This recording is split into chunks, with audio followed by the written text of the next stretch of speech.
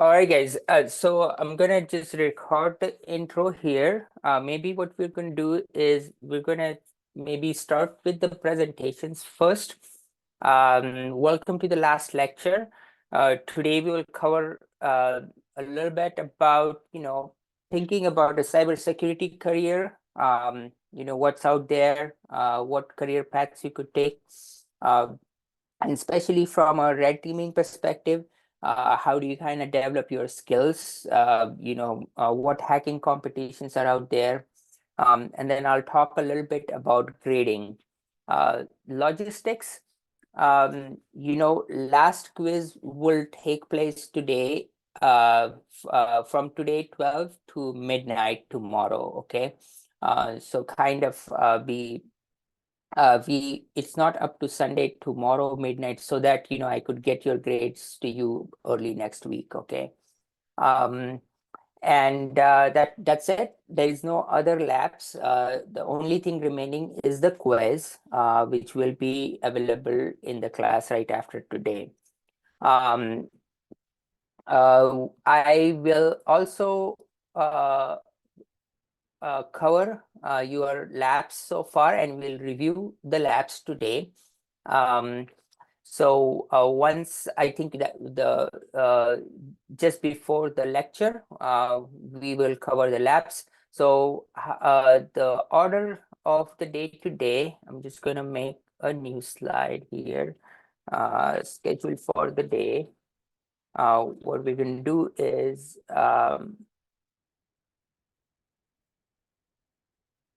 we'll start with presentations.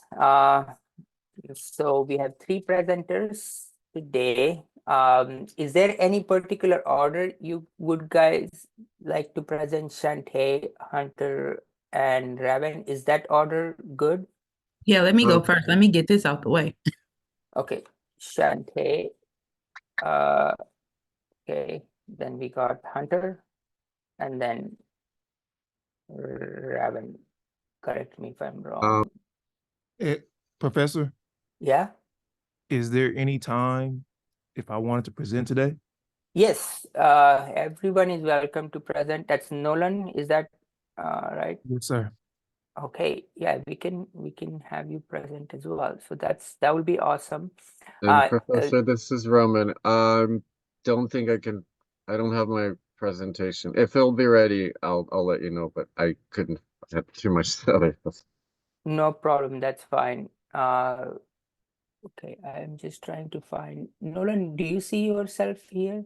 Uh, Should be last name Hall. yeah, here, last one. Oh yeah. Again, like you will be getting bonus points for presenting. Okay, all right, okay, sweet. And so maybe Nolan, you're gonna go last. Is that good? Um, we will do the labs. Okay, and then uh,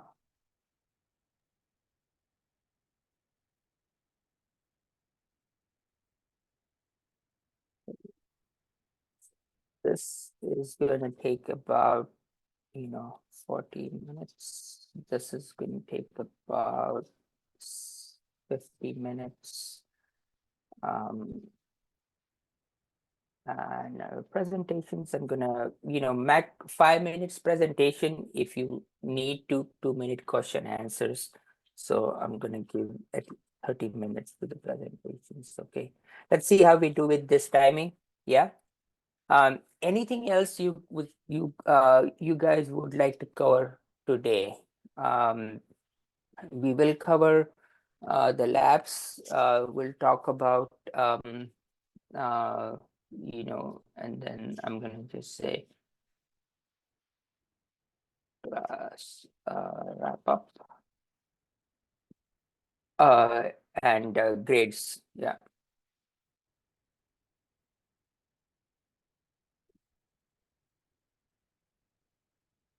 Okay. Did Can I any ask sorry, can I ask a question? Are they going to be sending us course evaluations? I would imagine they would, but I also personally like you to send me an evaluation, but the school should be sending one.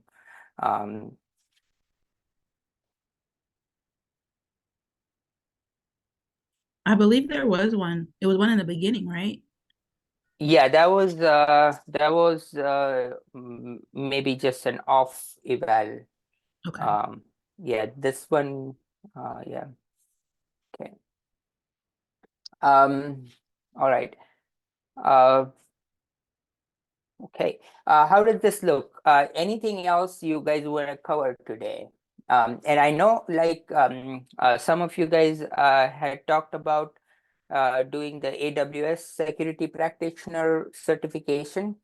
If anyone has questions, you guys want to talk about it a little bit more, let me know. We can make some time for that as well.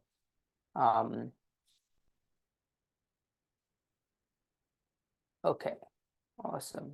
All right. Okay. All right. So the way we're gonna maybe do the presentations is I am gonna let you guys share your screen. If you need me to share your slides, or if you're not able to share your screen, let me know. But we're gonna keep it pretty simple. I'm just gonna have you share your screen. And we are already recording. So how about we just jump right into the presentations. When you start, introduce yourself, let everyone know about your topic, and then it's pretty free form. So you have your 5 minutes with questions, like maybe 7 minutes to present. Okay.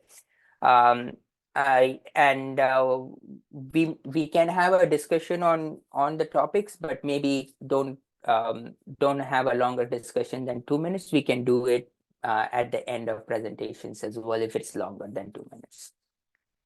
Okay, so let's get started. I'm going to stop sharing my screen, and Shantae, you are up first. Let's have you present first.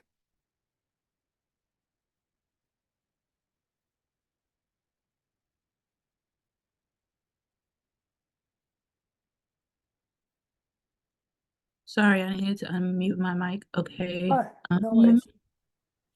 Go for it. It's not Great. that. I need to move the thing so I can share. Okay.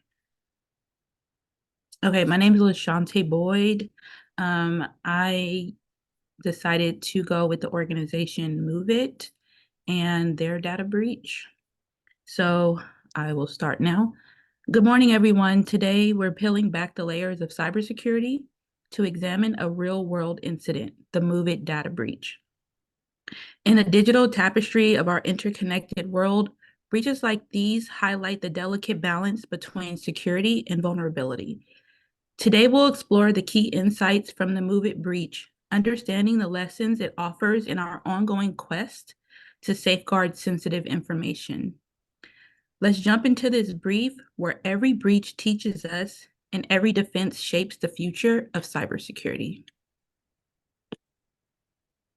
Okay, the what? The Move It security breach has resulted in the compromise of sensitive data from various organizations with the most substantial impact on the Better Outcomes Registry and Network. Approximately 3.4 million individuals, mostly those seeking pregnancy care and newborns, born in Ontario between 2010 and May 2023, had their personal health information exposed. Where? Multiple organizations using Move It. Why? The motive behind the attack is likely centered on the value of healthcare-related data. When? The breach was initially reported last month, and it continues to affect additional organizations. The exact timeline of the initial compromise remains unclear. And then the how. The specific method of the breach is undisclosed, but it involves a compromise of Move It transfer, leading to unauthorized access to sensitive health and personal information. The incident response, preparation, review and update security policies, collaborate with affected organizations and law enforcement, assess the scope of the breach. As far as detection and analysis, employ forensic analysis to determine the entry point and the extent of the breach. Identify compromised systems and affected data. Work with cybersecurity experts to analyze the attack vector. The next is the containment, eradication, and recovery. Isolate affected systems and networks to prevent further data exposure. Implement patches and updates to secure vulnerabilities and move it transfer. Restore any affected data from secure backups, and then reset user credentials and enhance authentication measures. Post-incident activity. Communicate transparently with the affected organizations and individuals. Provide resources for affected individuals, such as credit monitoring services. Cooperate with authorities and comply with the data breach reporting requirements. And then last, conduct a thorough post-incident review to strengthen your security measures. So in the back, the main thing was bad reputation. So one thing that I notice is when it comes to data breaches like these, most folks don't want to use your services anymore. When it comes to healthcare information, of course, there's HIPAA, but even if you fix the problem, I can say if this was for me, I wouldn't want to use their service. So the post-incident review, the organization impact is their reputation is damaged and the loss of trust, legal and regulatory consequences, and increased expenses. The financial impact, costs associated with the forensic investigation, legal fees, and potential fines for noncompliance, and potential loss of business. And this company is experiencing a class action lawsuit. The public impact, erosion of trust in organizations affected by the breach, negative publicity, and then, of course, long-term consequences. The lessons learned, move it incident response phases from preparation to post-incident activity provides a roadmap for organizations to effectively manage and recover from security incidents. Communication is key. Transparent communication with affected parties and regulatory bodies is paramount. It fosters trust and aids in compliance. Continuous improvements. A thorough post-incident review is an opportunity for continuous improvement. And then in the faces of challenges, we find opportunities for growth and improvement. The Move It data breach serves as a reminder that the pursuit of cybersecurity excellence is an ongoing journey, one that demands constant adaptation, resilience, and commitment to securing the digital landscape. And then key takeaways was the breach has affected a multitude of organizations ranging from healthcare giants to educational institutions. And I also found out it affected a lot of people who bank with Bank of America. Individual vulnerability, with an estimated 60 million individuals impacted, the breach emphasizes the personal consequences of cybersecurity incidents, particularly in the healthcare sector, and then ongoing disclosure. The evolving nature of the breach suggests that the cybersecurity landscape is dynamic.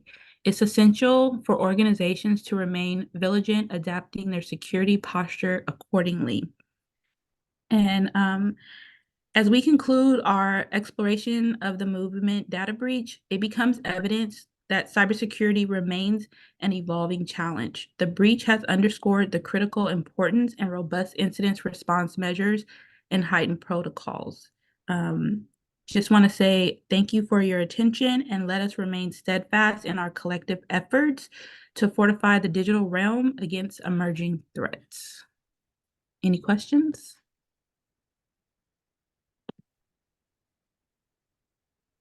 Awesome. Great job, Shante. Any questions for Shante? So Shante, how if you were an employee of this company, what would you have done differently than what they ended up doing? Um, I don't really think there's really too much you can do once someone has attacked you. I mean, it's the number one thing is prevention when it comes to, but then it's like I feel as though the more I was reading and trying to figure out which breach I wanted to use, no one ever expects this to happen. So I think the main thing is to always plan like someone's going to attack you. It seems like people who work for these major organizations get very complacent and they do not update their security like they should. They don't prepare to get attacked. Like they're probably thinking, who wants newborn information? But of course, folks want anything they can use against someone. Um, Yeah, so I would have been more diligent and safeguarded the information a little bit more than what they did. Um, it just seemed like they didn't really have the best team. I see. And did you see in your research anything about like how they handled it, which people had a negative response about? Um, uh, From the article that I read, no, I okay, can say I no. see. So one of the things which post the move it hack is happening is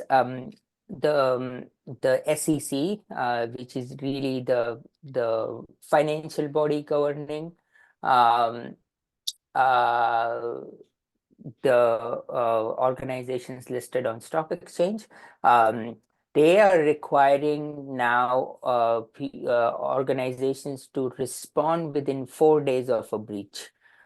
So it seems like Movit did not like let people know about loss of information until much later. They were probably scared to because when it was like 150 organizations and then you have HIPAA and like now they're going through, they probably said once we leak this information, we're screwed. Like, so they probably had to, prepare themselves for their demise. That's right. So as an employee of an organization, you can always be, you know, uh, you can be uh, um, uh, be reinstating the best practices. So especially in case of breaches, yes, like they are bad for your reputation. But if you do not let people know, then it's even further loss of trust. So it's always a best practice to let your customers know of bad news sooner than later, actually. So that's one of the things they could have done better. Now they basically had regulators kind of tell them what to do in future. I see. But Uh, it kind of makes you wonder how many people in cybersecurity really know that because a breach happens like okay, if I'm the one that finds a breach, I go tell my supervisor, the supervisor, there's days in between where there's these meetings of the minds to even figure out what has happened before you want to disclose, because you want to know exactly what the heck happened to you before you disclose it to the public. mhm. And then you're going to involve your lawyers and then they're going to come up with a statement. So there's probably like at least a week before they really can give out that information.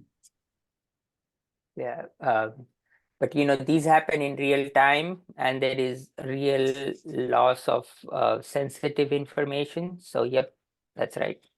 Yeah. Awesome. Anyone else has any other questions for Shantae?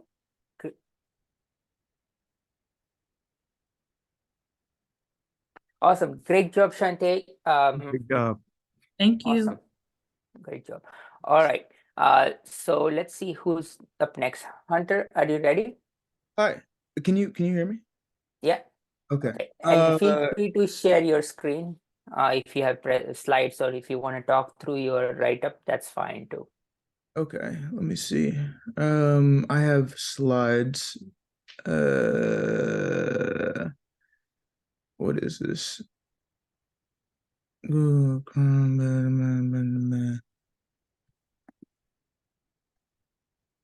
my goodness. Okay, wait. Sorry, just give me a second.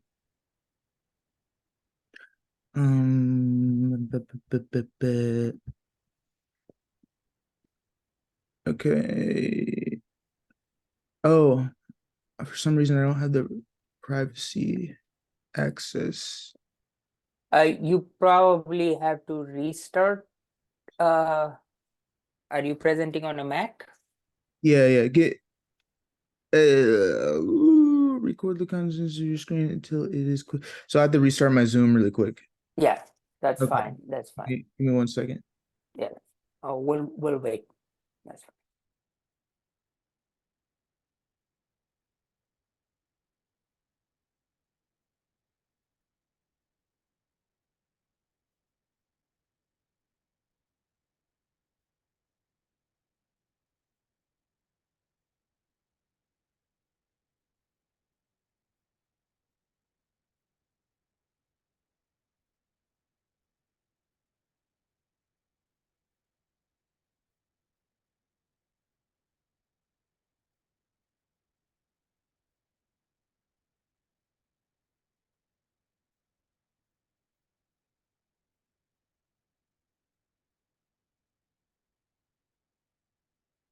If it works. All right, here we go.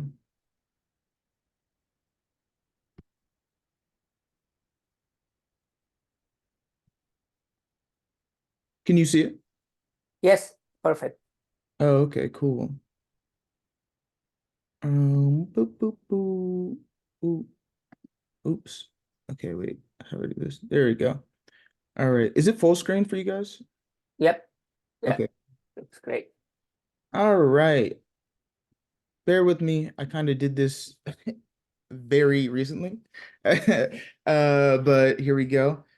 So I did on the 23andMe breach that just happened recently. One, because it was in the news, and two, because I also have 23andMe, so it's something that I utilize. So it was interesting to me. And so just to describe what the company is, if you don't know, it's a genetic testing company where you get genetic information through saliva, you send it in, which is already kind of like interesting and kind of like has a bunch of security questions around it. But um you send it in and then they give you a bunch of personalized genetic reports. This includes like health data and then eventually like ancestry stuff where you can link yourself to other relatives and other stuff. And then on the side, if you consent, it'll use your data for like research programs with like schools and other third parties that it may sell the data to. So it can make a lot of money through that as well. Oops. So what happened? Basically, in total, 6.9 million users' data was compromised, and just for context, that's like roughly half of their data, their users. They have like almost 14 million users, or a little bit more than that. They use something called credential stuffing, which I'll get into in a second, and they have access to ancestry data and other personal info, such as location, depending on what you share the site, location, name, health data. So like genetic defects or whatever, like, heart issues, any of that stuff. And also your race and ethnicity, which was interesting in this case because of how it was leaked. It was leaked through the hacker actually leaked the information and disclosed that they have data on like 1 million Jewish people, which was like kind of like the scary part about it because they made it like a race thing. And so um that was particularly interesting about it. This is the timeline of how it happened, and this is kind of where a lot of people have really big problems with it. So the hacker claims they had stolen data in like early October, and investigation was launched by them like very soon after. And then they released a public statement that said that they had 14,000 users breached, which was like 0.1% of their total database, which was not that significant in a lot of people's eyes because it wasn't that big of a deal. It didn't feel like that big of a deal comparatively.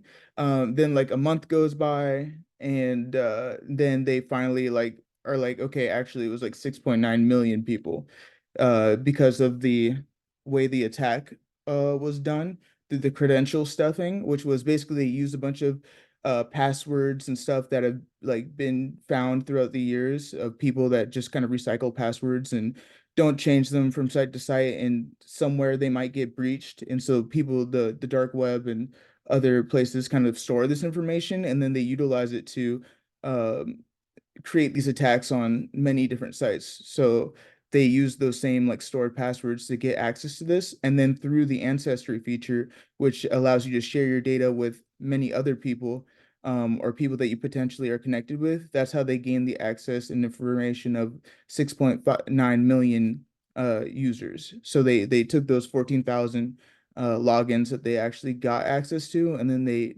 took all that and got 6.9 million users data, which not all of it is super valuable data, but a lot of it is because you kind of decide what you share on there with other people. But yeah, sometimes location, health issues, ancestry, familial status, and all that stuff, and obviously race and ethnicity, all that stuff. So the incident response of like what I would do in this situation, preparation, you go through training, assessment, like seeing what kind of problems you could run into, incident response plan, develop strong security measures. So I would have had like uh, more authentication, logging in, all that kind of stuff, insurance. So when these things do happen, you do have cybersecurity insurance to kind of like cover yourself, develop a backup and recovery plans. So if data was actually lost from the servers, this specific attack didn't actually affect their servers, so they didn't like have loss of data. It was just a personal information being shared, and then that information was taken and was sold on the dark web, in like huge databases for a lot of people. So that's like already really valuable, and it was taken and sold. Detection and analysis, it was detected through the hacker's announcement. um I think that they could have looked at like login locations. You know how when you have those alerts, like you logged in like a random location. I mean, I don't know how they were doing it, but I feel like that could have been a potential like red flag that they could have looked at. Containment, they could have, once they knew about it. I mean, we found out about it through the announcement, but if they had have found out about it earlier or immediately when they found out about it through the announcement, just reduce the ancestry feature, like just like reduce access to a limit or something, or maybe just disable it for a time being. Immediately change passwords, and yeah, ask for a reset of everything. And then after the incident, they should have disclosed all the info of the attack ASAP, like immediately, not like that little 14,000 thing and all that. I'm sure it had to do with like shareholder stuff and stocks and that kind of stuff, but that's like obviously like morally wrong. Deal with legal ramifications, so you're gonna get lawsuits after that. Talk with your insurance, start requiring two-factor authentication, and then perhaps more layers of authentication within the app. So like as you go into this ancestry feature, maybe there's more barriers to get in there and make sure that you're who you are. Uh, so for them, their organizational impact, they had what actually happened, what ended up happening. They started implementing two-factor authentication and authentication, and forced users to reset their passwords. They had reputational damage and operational disruptions. They had loss of trust.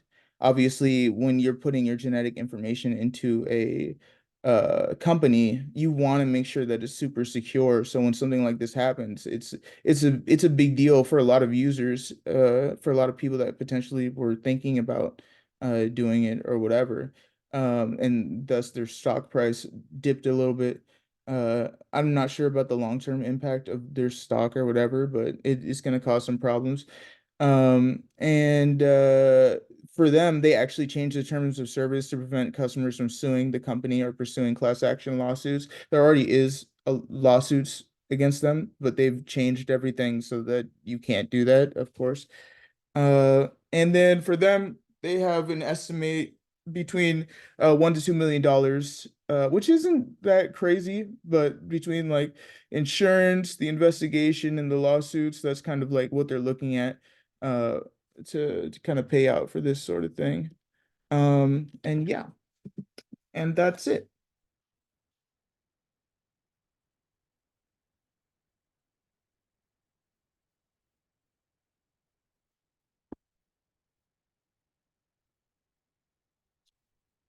Hello, I think muted. Great job, Hunter. Awesome. Oh, thanks. Awesome. Any questions for Hunter?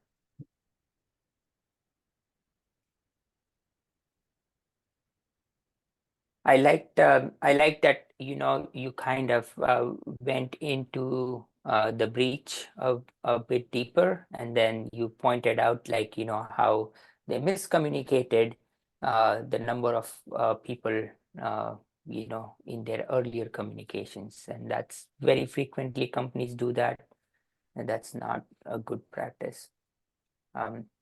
Quick question, what was source of your information?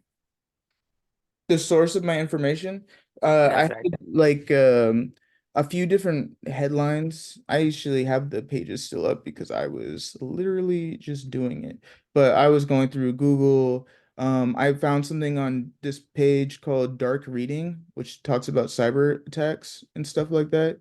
That's Uh, right. you've heard of that website? Yeah, it's a great website to know about incidents. So good choice. Oh yeah, so yeah, it was that, and that's where I learned a little bit more about credential stuffing, which is like not that complicated, but it's yeah. So that's like the main one. And what is this? Cybersecurity Hub. That one too. Awesome. That's great. Great job. Thank you. Okay, perfect. All right. Anyone else? Anything you would like to bring up? Okay, perfect. Great job. All right. Next up is Raven. Yeah, right Okay. here. Awesome. Go for it. All right, just to share.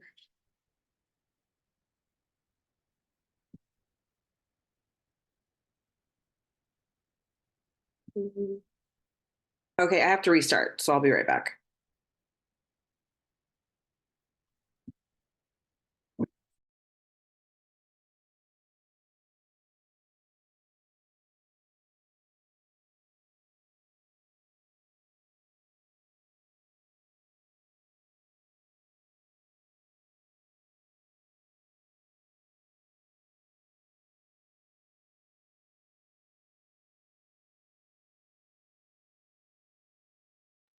I'm not familiar with Mac. Why, when you have a Mac, you have to restart? It has privacy settings that you have to update for the every app. Oh, I see. Okay. Yeah, Mac has a more strict policy, or they've implemented a more stricter policy on that. Okay. Thank you.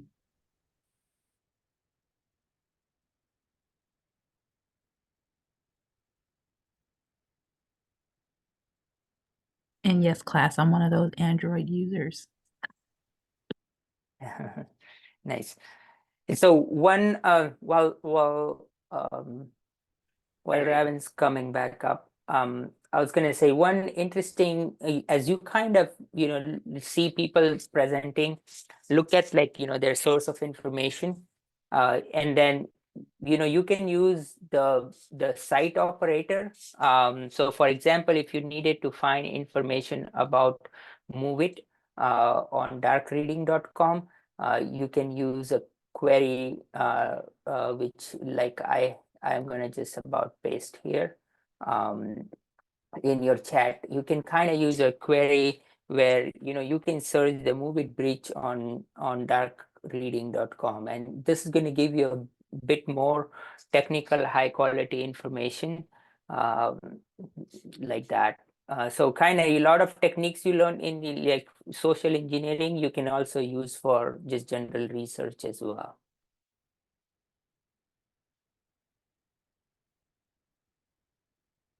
Awesome. All right, Raven, you are up and take it away.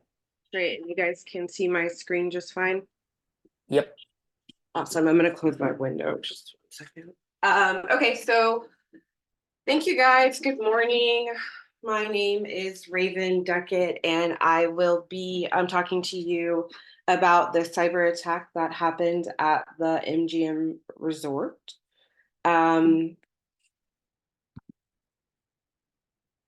The MGM Resort cyber attack involved a criminal gang by the name of Scattered Spider, which, based on my research, is either a combination of a few different groups or perhaps known by a few different names. And the attack happened back in September of 2023, so a few months ago.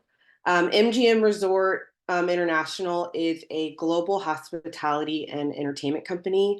The attack significantly impacted the company's operations. It affected the hotel and resort properties worldwide. Most notably, it affected the iconic Las Vegas resorts like the Bellagio, the MGM Grand, and the Mandalay Bay. The attackers used social engineering tactics to trick the help desk into resetting a user's MFA. They used information they obtained from someone's LinkedIn profile. Once they were able to establish a presence on the MGM network, they configured an additional IDP, which basically means they created their own secret way to get into the network. Eventually, they were discovered, and that led to the termination of their secret backdoor.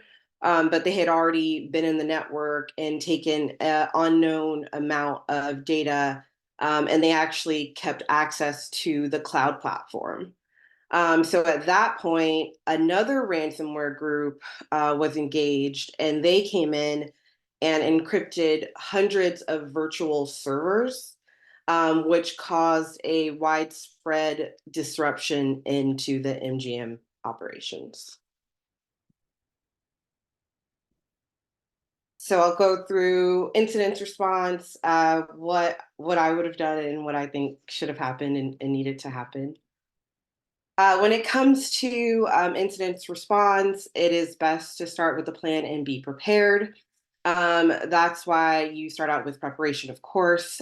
We want to build a incident response team, and that team will develop a plan and network coverage map so we know what we're protecting and how we're going to protect it and who is responsible for protecting that, right? Getting a good plan up front. Following the preparation, detection, and analysis is really important. It would be really important to monitor the network constantly for anomalies, thoroughly investigate those alerts, and stay on top of industry trends and breaking news so that we could know what threats are around us.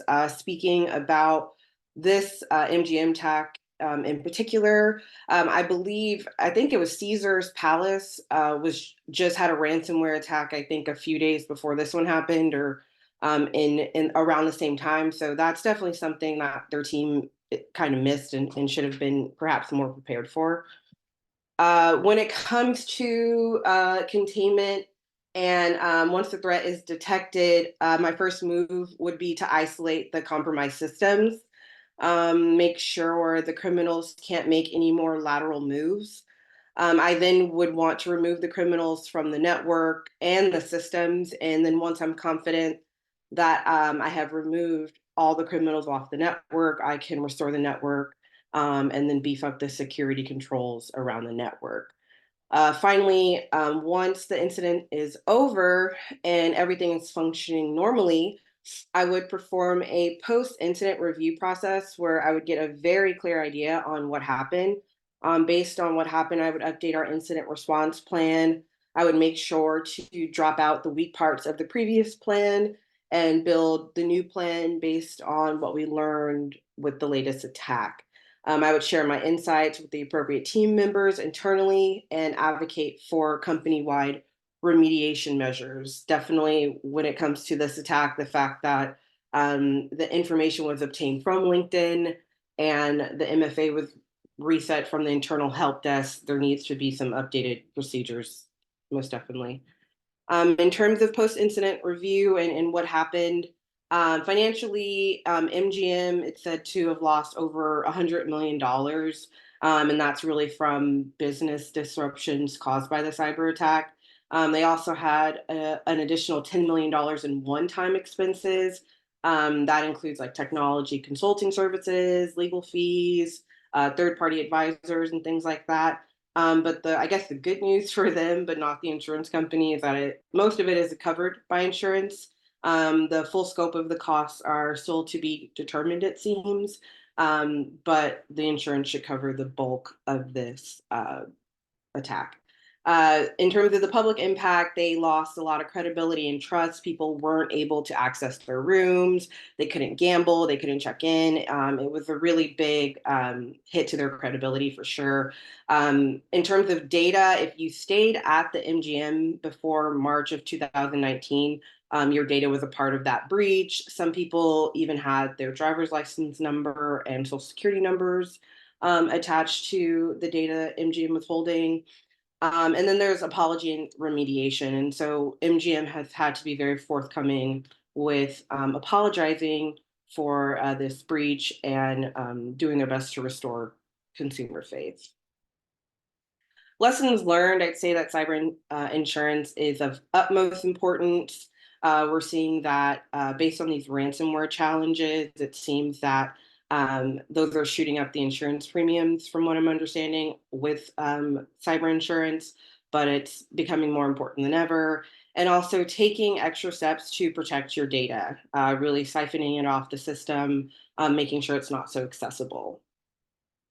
So this incident emphasizes the ongoing challenges in cybersecurity landscape and the need for a proactive and comprehensive approach to cybersecurity and risk management. And that's all for me. Thank you.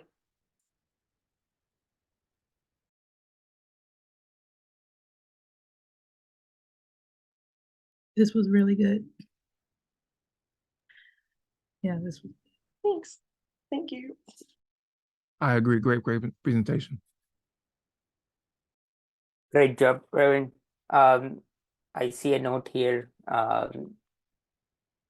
People like the presentation for the approach you took to explain it. That's great. Any questions for Raven? No, but I want to say this, and I said this in another class. For some reason, a lot of cybersecurity attacks feel like an inside job to me. I feel like it's money laundering because, as she said, they knew about Caesar's Palace. And sometimes when I see or hear about these type of things, I really just think it's money laundering. I see.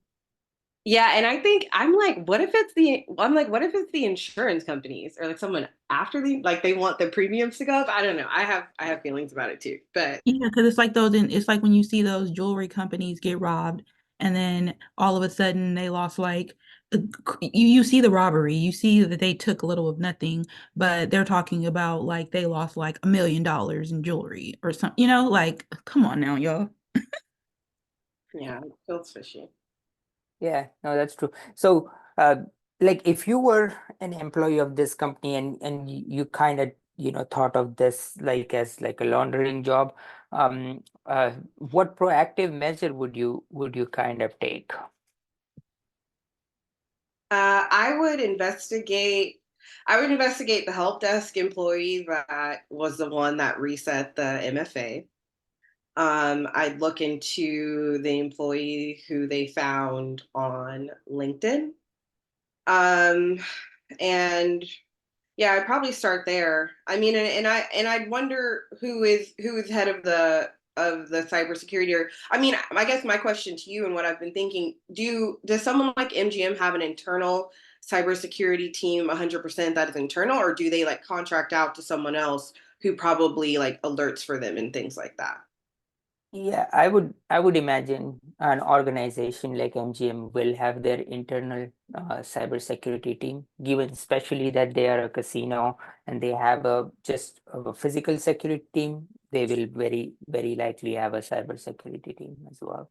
Yeah, so I would look at who's head of that and kind of being ahead of the curve in terms of really what we're talking about is Caesar's Palace just had got taken over, and then they actually just had the like Black Hat what is it, DEF CON convention there too. So it seems like a really ripe time to get hacked. So I'd wonder, where were they when, everything was going off around them, knowing that they were one of the biggest targets, like trying to see what was missed. Yeah, no, that's very much true, and this is really like one of the other takeaways. Like, one of the easiest and most productive thing you can do as a security employee of a company is to kind of be ahead of the curve there and look at attacks which are being done on your cohort companies, like companies which are in a business like you are. So you should really kind of like, be on a watch out for all the attacks on companies like you. Um, so, yep, definitely.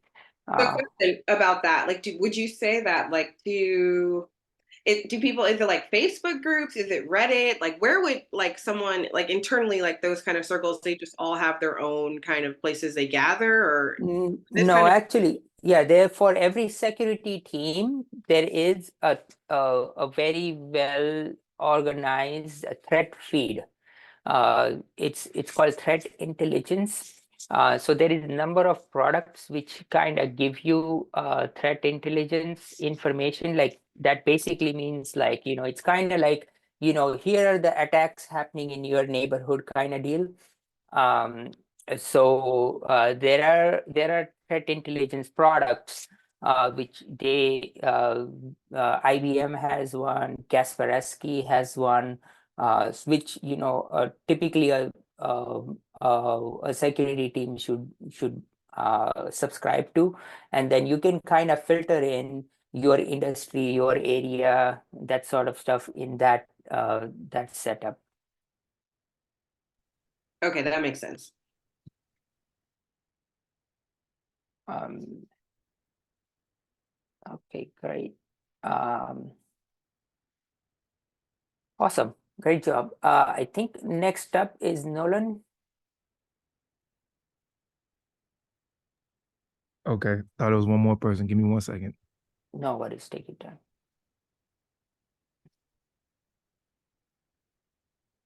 Mm,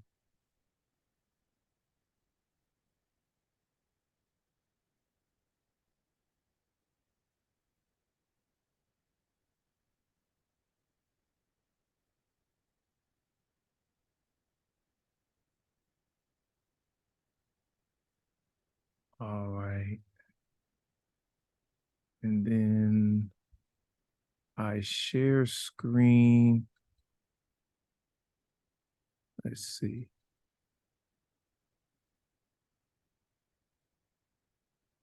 Do I, where do I share screen at?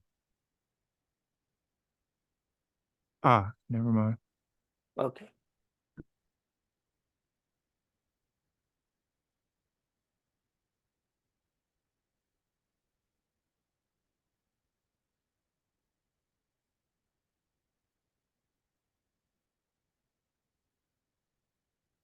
Mm,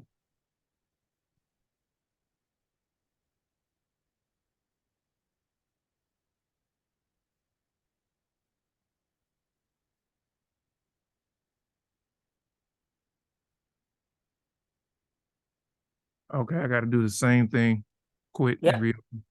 No worries.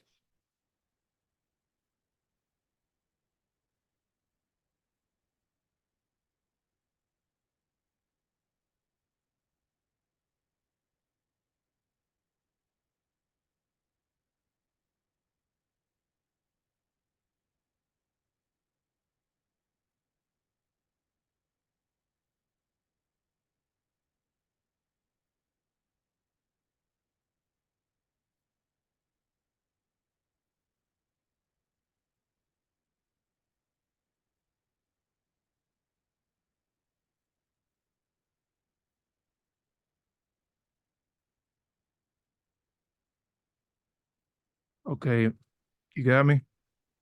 Yep. Okay. Just hold on. I think it's blank screen. So, Is anyone else able to see Nolan's screen? No, not yet. I'm being slow right now. My bad. Because it just updated and the share screen where it was, can't find it. Okay.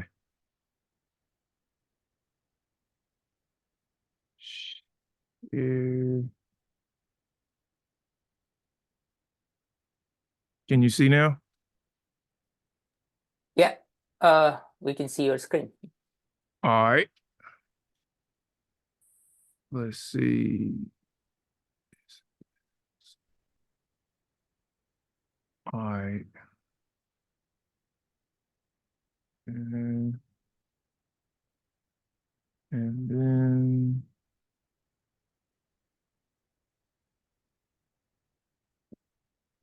all It's right. over there to the right. Huh? Present is over there to the right. Here we go. Perfect. Awesome. Go for it. Hi everybody. My name is Nolan Hall. I did my presentation on Target, the Target data breach. And as you can see, Target's one of the largest retail companies in the world. And I thought it was a really interesting hack in particular because of how the hack was socially engineered. Um, the day The Target data breach 2013 stands as a pivotal event in the history of cybersecurity, shedding light on the vulnerabilities within the retail systems and the severe consequences of a successful cyber attack. This report delves into the specifics of the breach, its timeline, location, modus operandi, and motivations, followed by a comprehensive incident response strategy. Additionally, a post-incident review is conducted to analyze the impact of Target's organization, finances, and public perception. So during the Target attack, it happened during the holiday season of November, December of 2013. Over 40 million credit card and debit card holders were compromised. 70 million customers' personal information, including all their names, addresses, and phone numbers, was compromised or stolen. And it is recognized as one of the bigger hacks that has happened in U.S. history.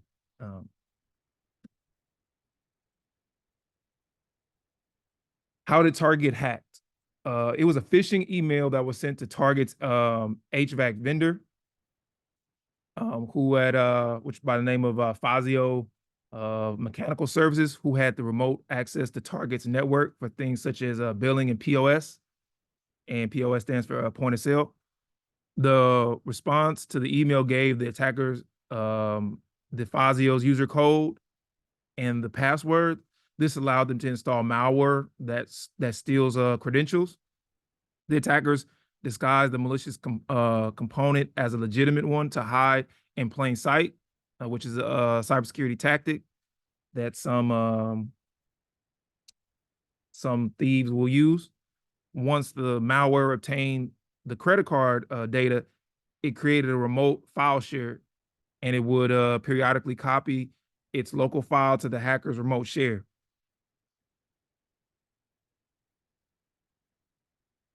The impact of the breach, the impact of the breach initially reported a financial impact of $148 million as a result of the breach, but the final costs, including legal settlements and investigations, was considerably much higher. I'm pretty sure more than they would care to share. The reputation damage, Target's reputation took a severe hit due to the breach, leading to a loss of customer trust. There was legal consequences. Target faced numerous lawsuits and regulatory investigations. There was operational disruption. The breach disrupted Target's operations, requiring a significant investment in cybersecurity measures, new cybersecurity measures, which may have also caused the CEO to step down, and the CIO as well. So there was also like cybersecurity team that Target already had in place that when they noticed the triggers to the system, they took it for granted, which also led to why the criminals was able to just stay in play for so long.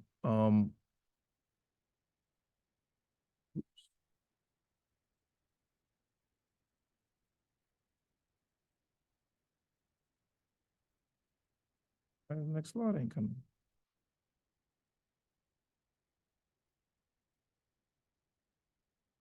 Okay.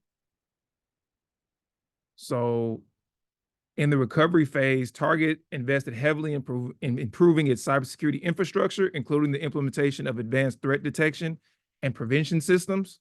Target also accelerated the rollout of a new EMV chip card technology to improve payment and card security. The company implemented stricter security controls for third-party vendors and contractors with access to its network. Target also increased its employee training on cybersecurity awareness and best practices. And Target began encrypting customer payment card data at the point of sale to protect it from being intercepted by malware.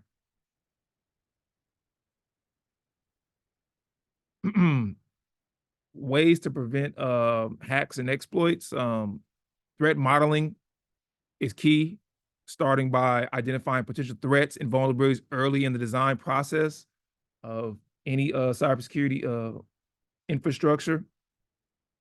Operating with least privilege principle, implementing a principle of that least privilege means that giving users processes only the minimum access and permissions they need to perform their tasks.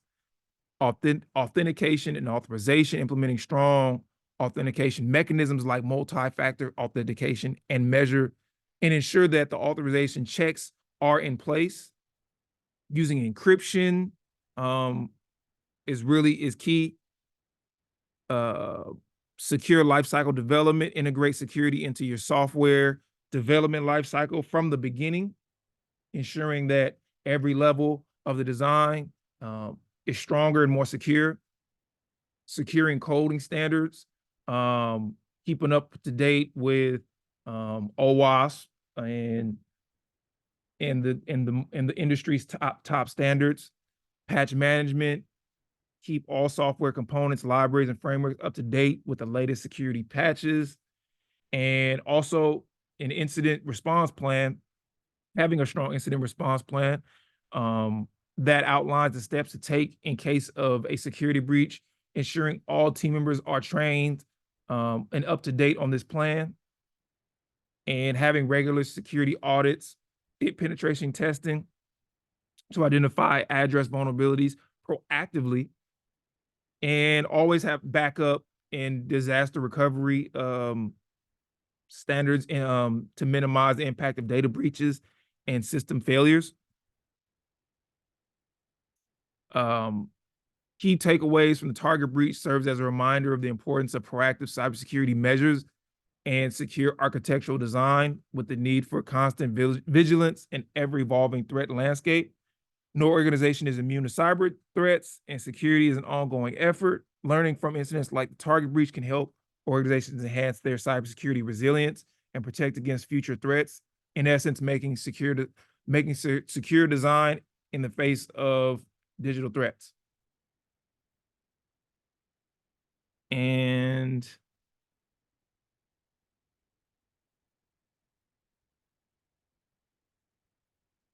thank you.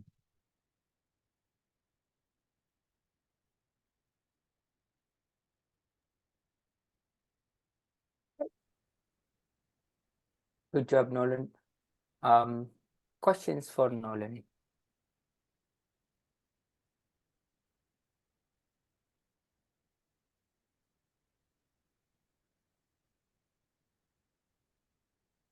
So Nolan, do you have an estimate of the impact of this incident on Target? An estimate? An estimate of what? An estimate of what it cost them in terms of dollar amount, in terms of like I would say billions. I mean, there's deep ramifications of like when anything is lost or broken into, especially like an entire payment system, and you have people's personal information that is compromised or actually even stolen and sold. It's kind of hard to measure the loss, and then you start looking at the financial markets and how the stock market responds to that, and investor trust, and the things that you kind of have to move around even at the retail level, just you have to reset, and in training, retooling staff. Man, it's kind of hard to measure that. I would say in the billions though. And like what everybody's presentations, they're never going to be totally honest on what was lost and what was like literally in the information that's actually stolen, but especially in the dollar amount of the things that what it cost the company, and even in ransomware attacks. Because man, if one person, if it got out that one hacker was paid off with $1 billion in ransom, what kind of chain of response that could cause to other people to motivate other attackers, to try systems. Yeah, no, that's true. Did you, in your research, did you see that there were any other previous big attacks on Target? Yeah, they've had other attacks. Over the years, they've taken some hits. I think where it stands different from many of this one stands different from many of the other ones, their response to it. I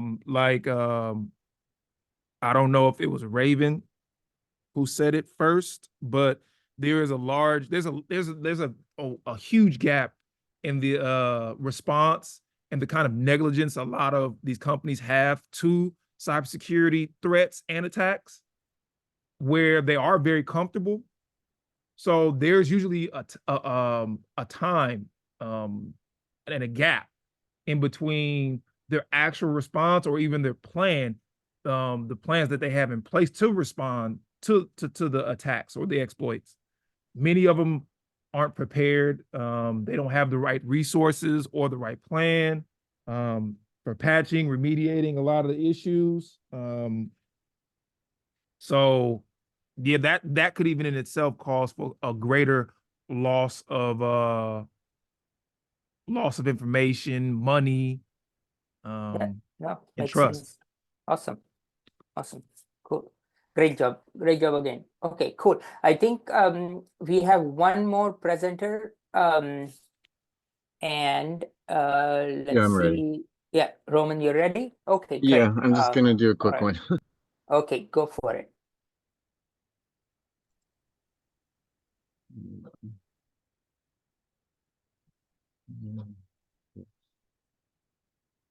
Can you guys see my screen? Yes. You can? Okay. So I'm gonna decided to do a quick presentation on the tools that can be used, and this is a little more of the real world. tool. So I'm going to introduce a device called HackyPie. And so HackyPie is basically, it's a versatile USB device powered by Raspberry Pi microcontrollers. It's designed for ethical hacking and programming education, as well as training. It's compatible with major operating systems and programmable in Python. It basically functions as an automated script execution tool, and anything you plug it into it's recognized as a keyboard. Just a little quick video. I'm probably gonna just cut it short.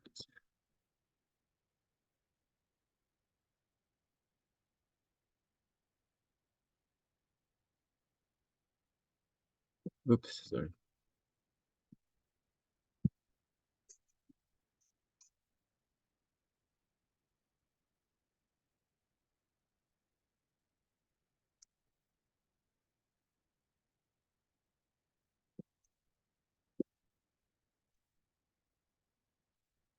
Oops. Okay.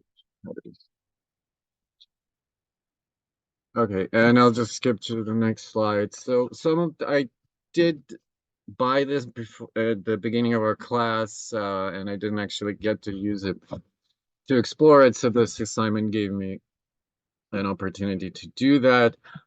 The installation process is fairly simple with either on your Linux machines.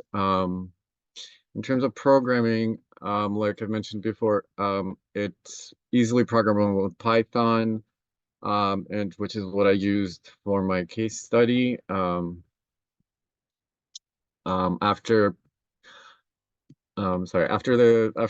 installation on Linux, I was able to download some example Python codes and was able to execute some scripts on my computer. In terms of use cases for this type of a device, ethical hacking demonstration, programming and network diagnostics, it's great in terms of penetration testing. It can be used by the red team and the blue team to test their companies for social engineering attacks, as this would be part of a social engineering attack. So some of the possible code examples that I was able to load on this, I ran network commands, but it can access cameras, simulate certain attacks. It can create files, download files. Basically anything you can do with your keyboard, it can run those scripts really quickly. Then it can collect information and then email it out, or whatever you design your hack to do. You could pull picture files, code, and then pull information from those files. So it's kind of like somebody mentioned in the previous presentations, it's something internal that you would be watching for. So let's see. And then, so when I did test this on my computer, I basically just plugged this into my USB on my Windows PC, and immediately whoops, sorry.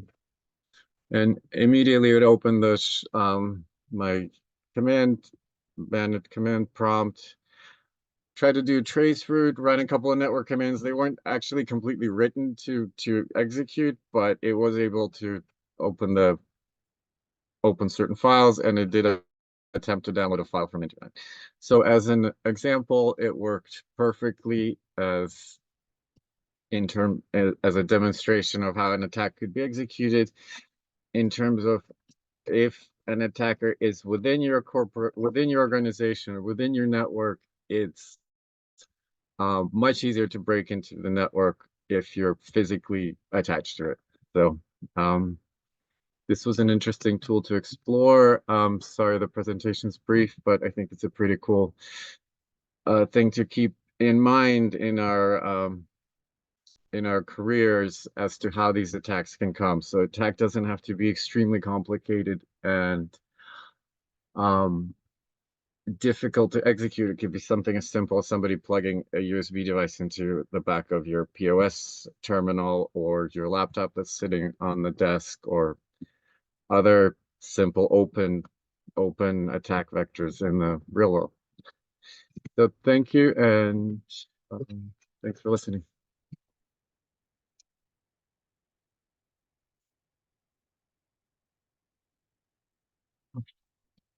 Awesome.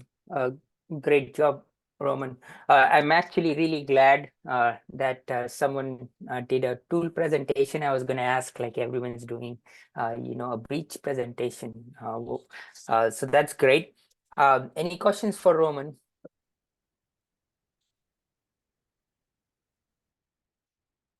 Okay. So Roman, what would you do next with it? Do you have like any projects where you would kind of use it? Yeah, I mean, I am actually taking, so besides this, I'm taking a lot of coding classes, so I'm excited to explore the possibilities of what it can do. I mean, I do see the limitations of it being like a physical device and having to actually have to interact with the, having to, use this in the real world. Yeah.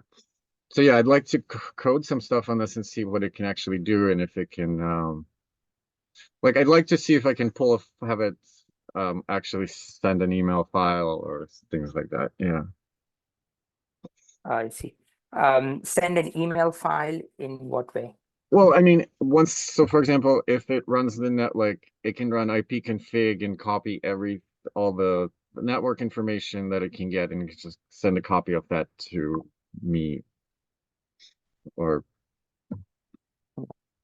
I'm That- still kind of exploring the Okay. So, I mean, I can see a lot of possibilities, but yeah, no, that's great. So one good precursor in this, which you sometimes use, and I usually bring in like a hacker toolkit in some of the classes, is there is a project called USB Rubber Ducky, and I'll put a link for it. And a lot of people have written these ducky scripts, which do because it kind of uh, uh, presents itself as a keyboard to the computer. A lot of times what people want to do is capture as people are typing passwords, right? Things like that. So this is the USB Rubber Ducky from Hack5. You can buy it online as well. But it's sort of similar, but it's not a full-blown computer, if you will. And then there are a lot of these ducky scripts people have written, and then there is like a whole repository of and a whole community of people writing ducky scripts. So you can try some of these scripts on it. yeah, absolutely. Yeah. So they're called ducky payloads, and I'll post a link here. Those are great. If you see in I don't see a link. uh, I- awesome. You guys should see two links. One's the USB Rubber Ducky, but these are like very much like kind of like hardware hacking tools in a way, and they're not very practical in terms of like pen testing. Yes, like a hacker might use them, but they're great to learn. They're definitely great to learn. So.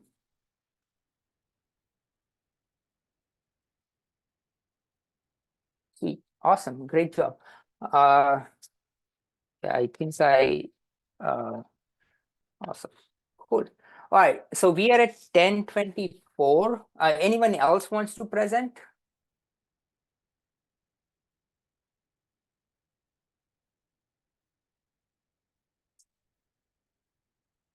All right. So how about everyone just give a round of applause by thumbs up or thank you in the chat message.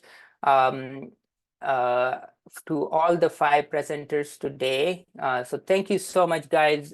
This was great definitely like I learned a lot, and I'm pretty sure everyone in the class also learned a lot from your presentation. So great job.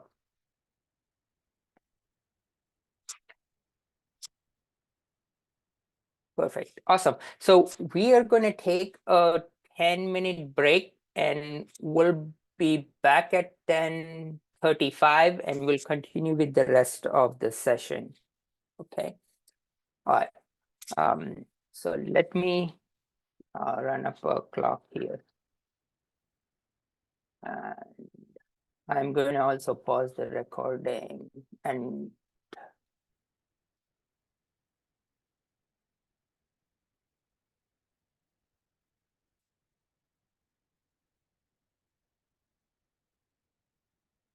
pause.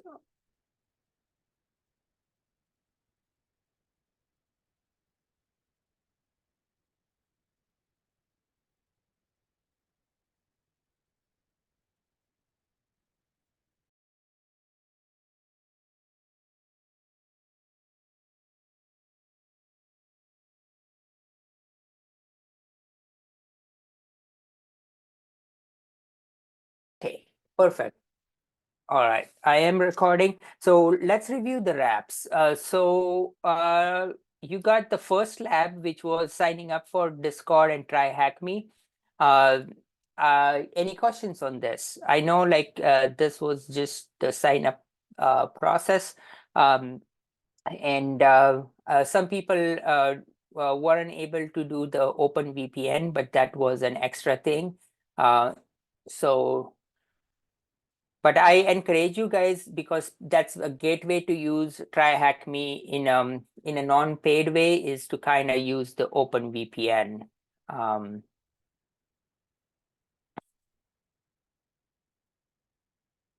Cool. And then if you do not have Kali Linux yet, I highly encourage people to install it. And I don't do it in the class, because what ends up, because this being an introductory to hacking, very many times it takes a lot of effort to get people have just a working version of Kali, and you spend half the class just doing that. So that's why I kind of do the attack box version. Okay, but I encourage, and specifically as you kind of graduate from this class to following your security journey, you should have Kali Linux and OpenVPN working. Are there any questions on this so far?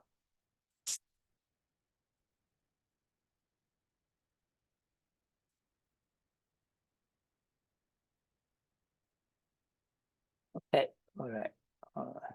Okay, we'll come back to it. That was a pretty easy one. Okay. Let's go to lab 2, which was the bigger lab, and that's also like a lab which kind of gives you an end-to-end understanding of pen testing as well as red teaming, right?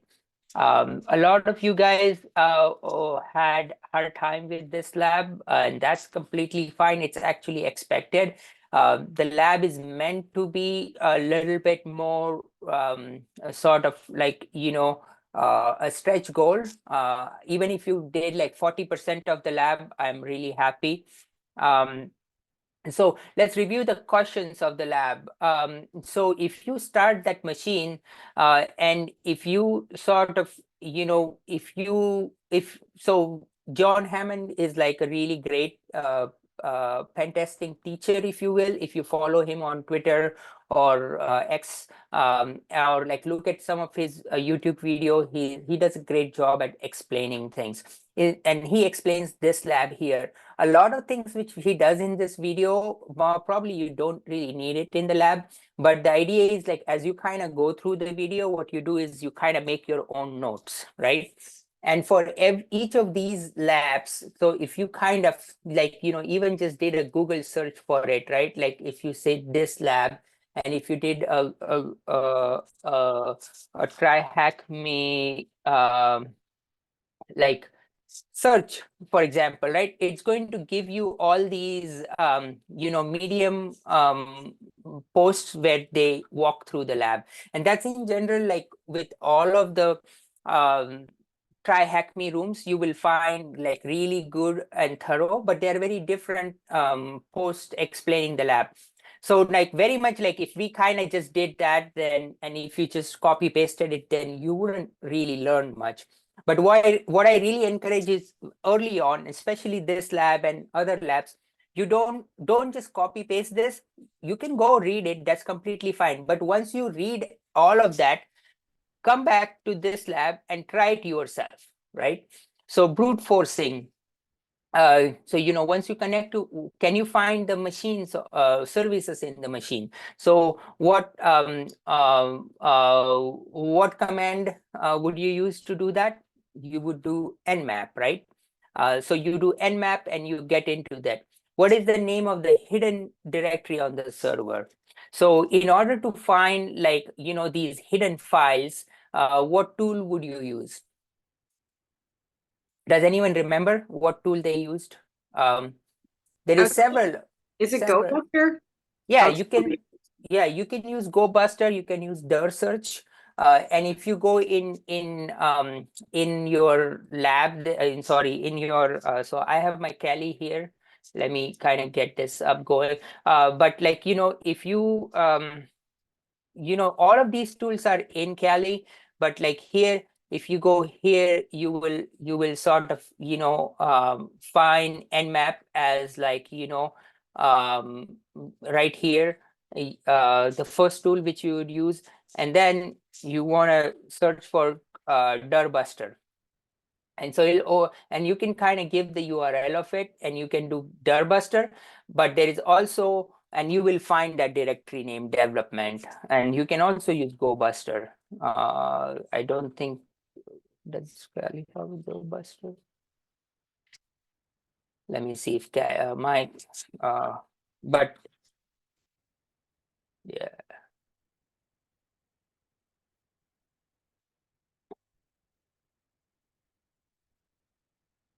So you can also use, you can install on Kali Linux this tool called GoBuster, and it exactly does the same thing, yeah, as dirbuster. But in the attack box also there is a dirbuster available, and you just give the URL and it will tell you that directory. So can use brute force the username and password. So in this case, what tool did you guys use, or did anyone kind of get this far? And it's okay if you even don't get this far, okay? Like, I think it was on it was on the website. It was in white text, I think. It was actually in plain sight somewhere. For right. the username, I think. Is it like an enum search? I'm seeing that in my Yeah, so you would use like in this case, like this is one of the write-ups, right? Like, and they will kind of walk you through. So this is the GoBuster in this case, but you can completely, and this is the great thing, there is multiple people written things on it. But so here is like in the text you kind of are looking for, in the development box you kind of find like in the etc file, and the etc file you in the SMB service, if you just do this, you will find a username. I think Yan is the username, something like that. Was that right? Yeah, it was like Jan and K, I think, Yeah, right? yeah. Okay. And so Jan, there you go, Jan or Yan. So but you found the username as Jan in the text here in SMB. So now how do you actually break the password of it, right? And so in this one, it's showing to use Hydra, and especially this is the harder part if you're doing with attack box. I like, let me see on this. I have John. Okay, yeah. Okay. So I tend to prefer John the Ripper. You can also use Hydra. Hydra is a little bit more like beefier, if you will. It can do a lot. But on your attack box there is a tool called John, and what you what you give it is like the name of the user you're trying to break in and the protocol you're trying to break in. And so what we were trying to break in there was the protocol SSH with that IP. That was Jan's username, right? And then now you give it a word list, right? And so like what might be their SSH password, right? And so for that, with Kali and also on attack box, there is a list of these dictionaries. And so I'm going to go to my Kali here, and you will see user. And this is like really like, this is kind of gives you an idea of what like real hackers, like, what they kind of go for, right? And so what they go for is like these, brute force attacks, right? Where word lists, is it? Okay. So, these are the word lists. And so here, these come pre-built in Kali, and also they are on attack box. So the one you will see there is a bunch of them. And the one we are going to use is RockU. And what does this mean, RockU? So in about, I think 2012 or 13, something like that, a social media site called RockU got hacked. And what the hackers did was they not only hacked them, but they kind of basically took all the users and then passwords and put it out on the internet, right? And so let me unzip this, okay? Sorry.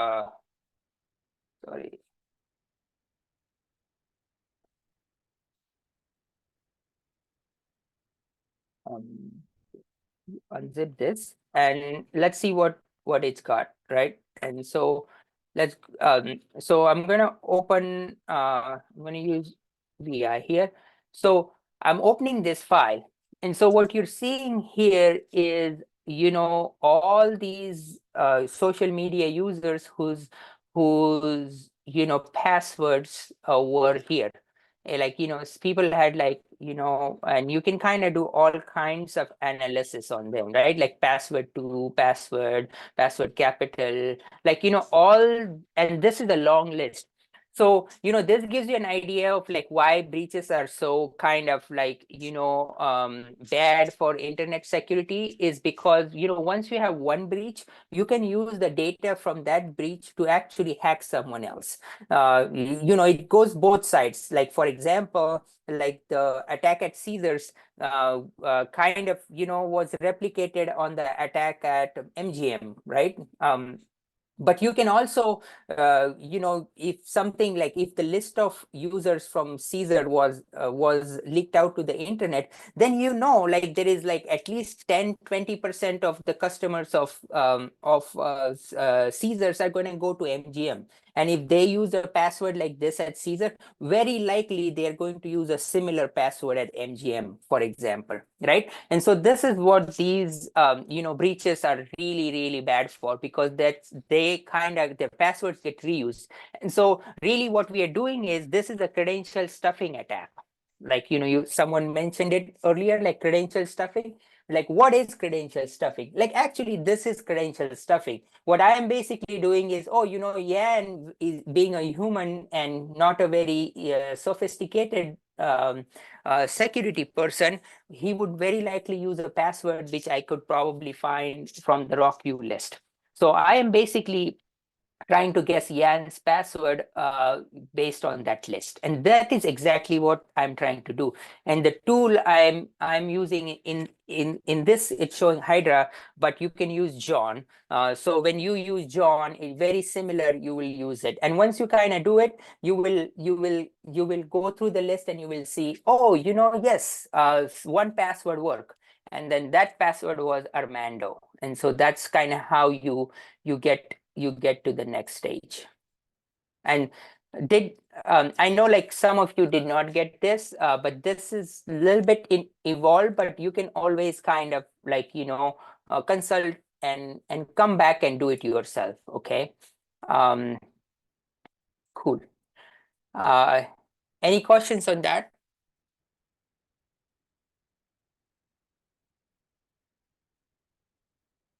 Okay, and so the next one, which is also is like, can you now use that particular, and do this machine several times?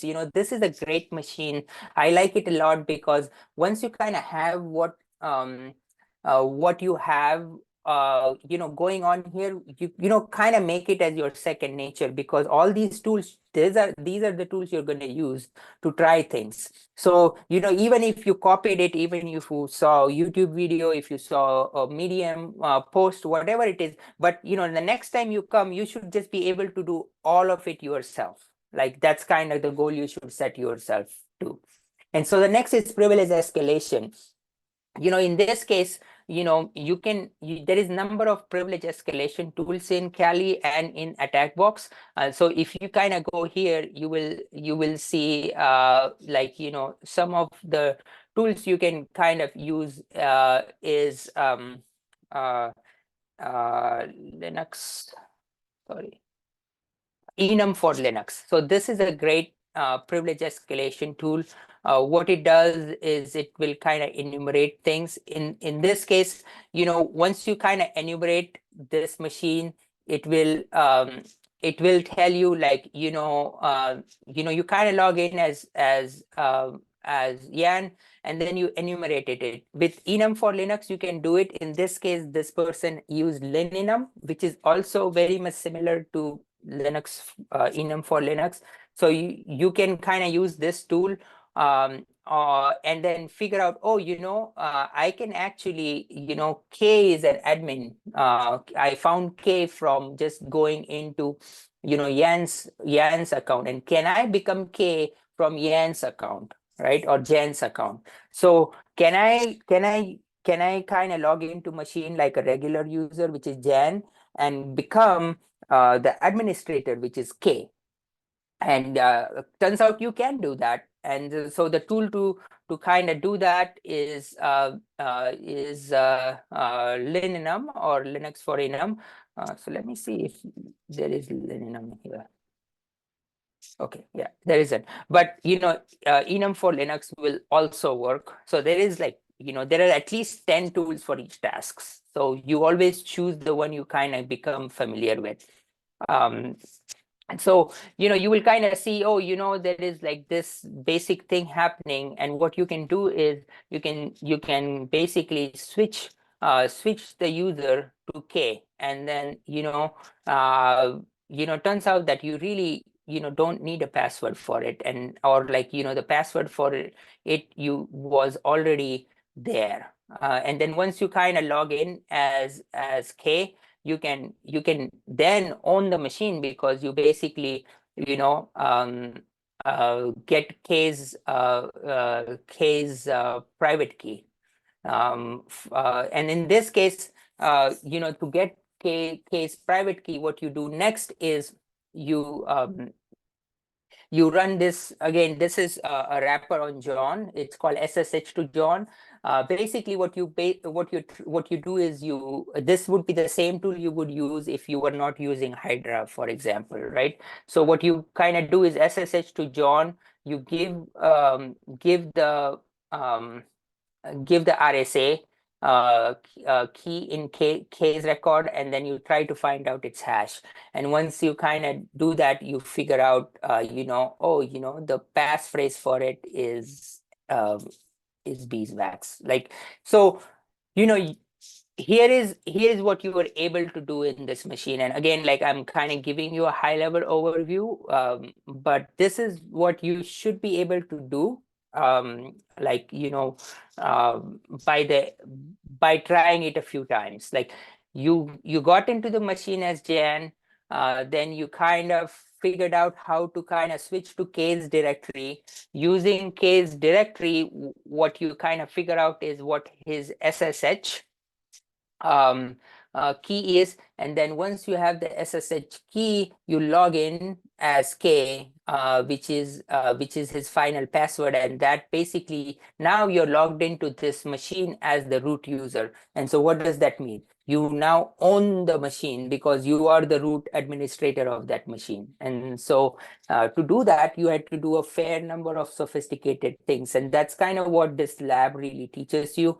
And these techniques are very, they change from machine to machine. Your path will change, but all the things covered in this lab are great, you know, foundation for how you would go about hacking, okay? I know, like I talked about a few tools there, and we didn't really cover those tools too deep. And I was expecting that you guys would actually, you know, try them. You definitely are not going to learn them that well.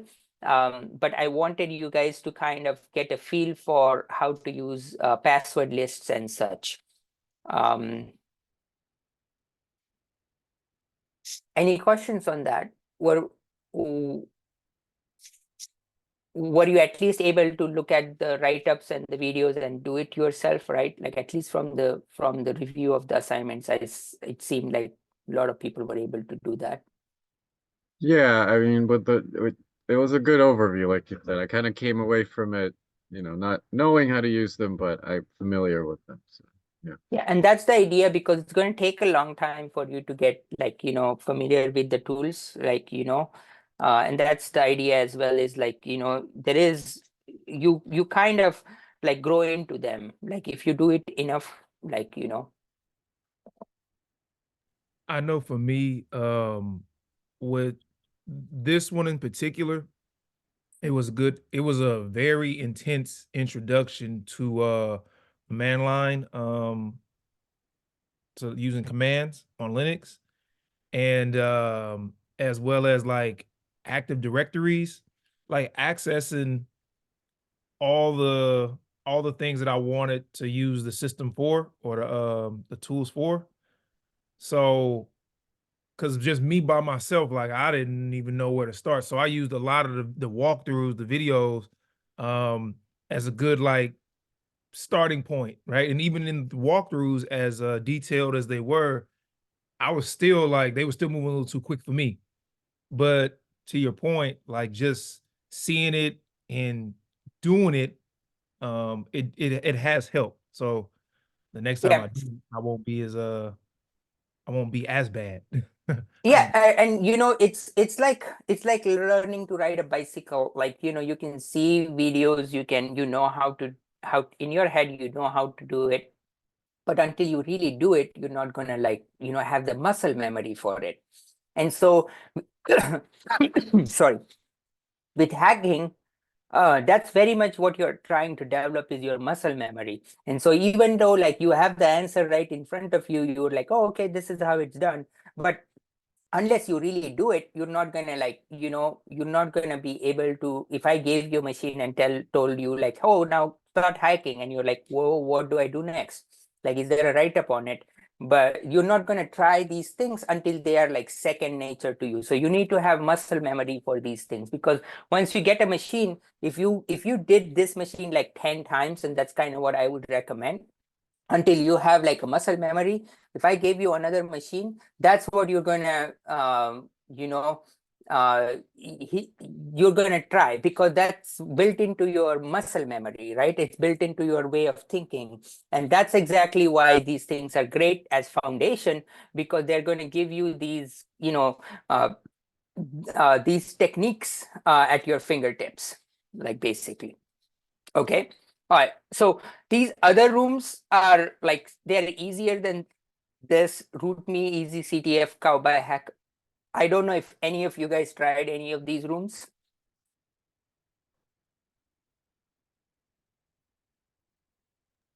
Can we still submit those, or is today the last day?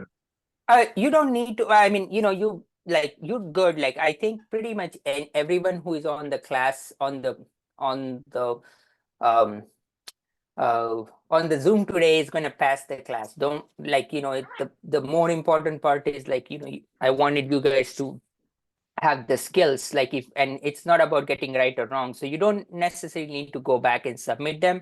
That's okay. But just like as a, like if you have some time between now and the next quarter, try these rooms.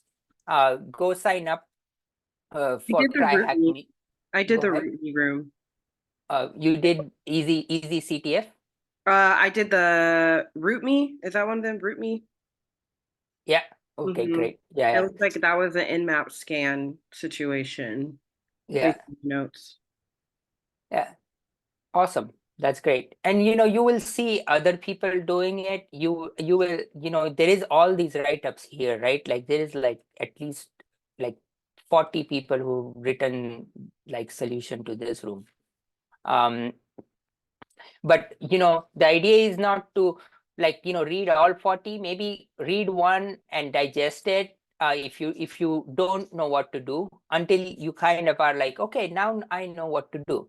The idea is that you are able to get back here and you're able to just do it without any support. You can just memorize it. That's completely fine too. But you're going to develop the muscle memory over time for stuff like that. Okay. Okay, so cool. Any question? I know this is a harder one, and I usually like to drop people into this like right at the start of the class, and other labs are quite easy, because I want you guys to maybe use the rest of the time to kind of digest it, because if I gave this to you at the very end, you wouldn't have time to digest it. So that's the reason it's higher up. And then it also kind of gives you a whole end-to-end understanding of like what is like hacking really, and how do you really hack. And so any questions on this room, like any tips you want to share with the class? Are you recording this second half of the class? Because I want to go back to the parts where you like unzipped it on the command line. Yeah, it is recorded. That's right. It is. And then whenever you are kind of like, and this is where tools like ChatGPT or like just Google search are great. If you don't know how to do it, you're like, oh, how to unzip on Linux or in Kali Linux, you will find like the command right there. Like try search like how to unzip in Linux, something like that. And so you will, I have this, this Google's AI thing, which will kind of give you I use Gunzip, but you can also use Unzip. There is a whole bunch of other tools here you will find. You can also ask ChatGPT this question. Okay, all right. We're gonna move on. Nmap, Metasploit, and SQL map. Okay. So the Nmap room was quite, straightforward. Like you basically just needed to kind of like, look through all the scan types and, the firewall evasion. This also you can do it on the attack box. The Nmap various switches, but like really when you're kind of using Nmap on anything, like you can you can over time figure out your favorite Nmap command, but I can also just do like nmapgoogle.com.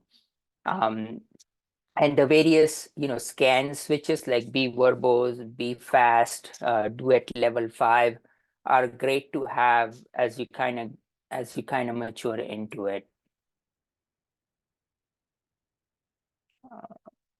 So you did the scan types here. This is the TCP scan, T being TCP. Okay,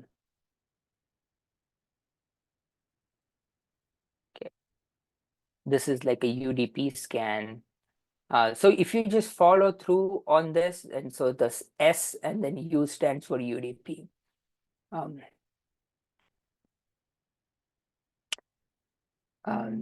And this is kind of important, is like, because a lot of times the ICMP packet, which is like basically to kind of figure out if a server is listening to requests or not, is turned off by firewalls. They don't want to respond to this because a lot of hacker tools or like a lot of like these spammy things use it. So you can use the N ping sweep, the scan for ping sweep. And so this is what you would probably use like for firewall evasion, because firewalls will block Nmap most of the time.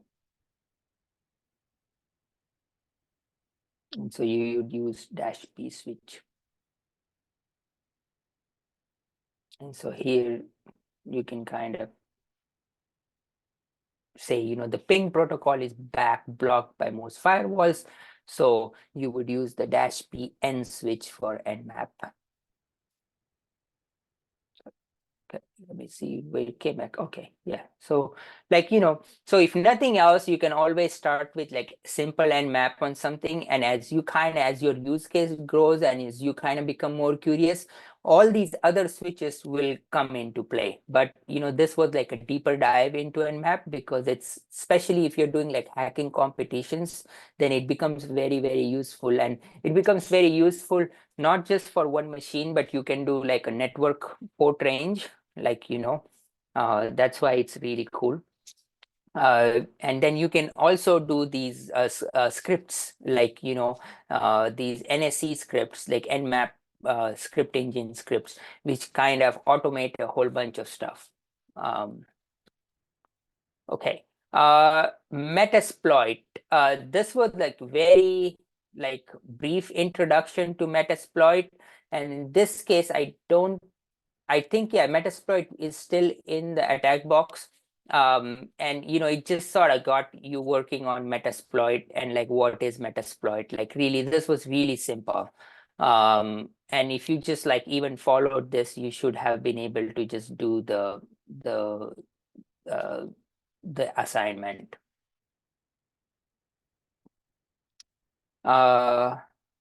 Any doubts on the Metasploit? So Metasploit, I don't go a whole deep into it, but Metasploit is a very, very powerful hacking tool.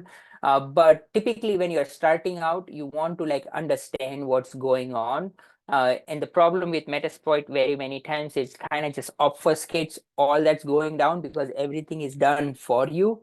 But then, if something goes wrong or if you want to try something new, you are not able to do it because, Metasploit never taught you what was going underneath. Whereas the other tools like Nmap, like, like John the Ripper or like,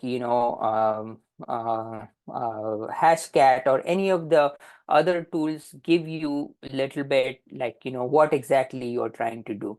But Nmap, like, sorry, Metasploit basically just like gives you as like, complete package. But it's great to understand like just the workings of it. It will be a little bit before, you know enough to try and use it for anything real. So this was very much just an introduction to Metasploit. Okay, the next one is SQL map, and this was also pretty easy. If you just followed through this, you again, this tool is available in the attack box and Kali Linux. If you just followed it like that, yeah, you would have been able to look at it.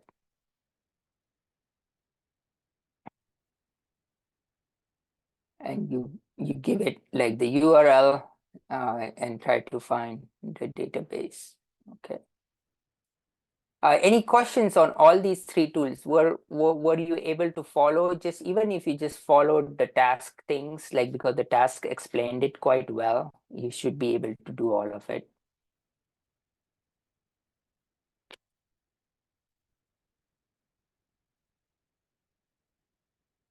Okay. All right, I'm gonna keep going. Did anyone do the bonus one on Nessus?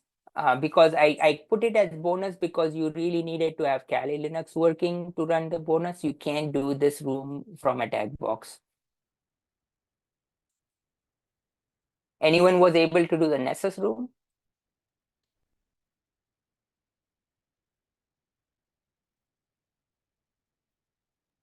I'm pretty sure I did that. Yeah, I saw a couple people. So it's awesome. Professor, I have a quick question. Yeah, go for it. Lab number 3 went. It didn't ask for a particular write-up, but we were supposed to submit a write-up with this one as well. Yeah, so believe no, the lab here, 2 complete the assignment and submit a screenshot with username showing proof of completion as your work as PDF. Oh, so that automatically means it's a write-up, because is in the other one you actually ask to like break down your, you say explain. Yeah, But I didn't know what that actually meant as far as yeah, I basically I want to see your work. That's like the, and okay. but if you did not submit it, it's okay. Don't worry. Like if it's just the completion, that's okay. But don't worry about resubmitting if you just completed it. But if you were like having issues, then for sure, the write-up is essential because then that's going to give you points. But if you just submitted completion, that's okay too. Okay. Okay. All right, let's keep going. And I think these are easy ones.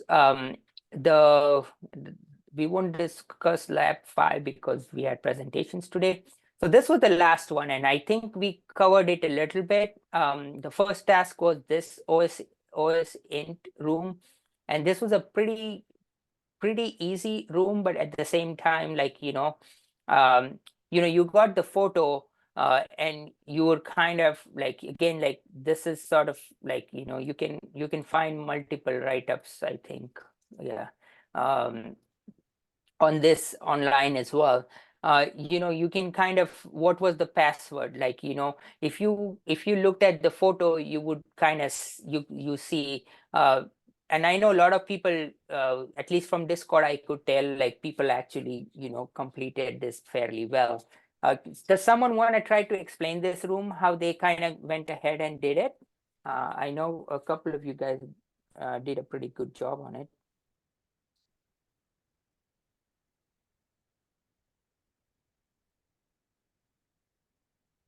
Yeah, sure. I can take a shot at it. Sure. I'm trying to pull up. This was lab 4. I'm trying to pull up my notes. Oh yeah, Yeah, that's right. All right. So basically, first you had to download the photo because we were analyzing the photo in this challenge. And then we wanted to get the metadata on the photo. So I ran a command in the command line called the if tool on the photo. And so it gave me a bunch of different things. It said a bunch of different information. And then one of those things it said was the copyright information.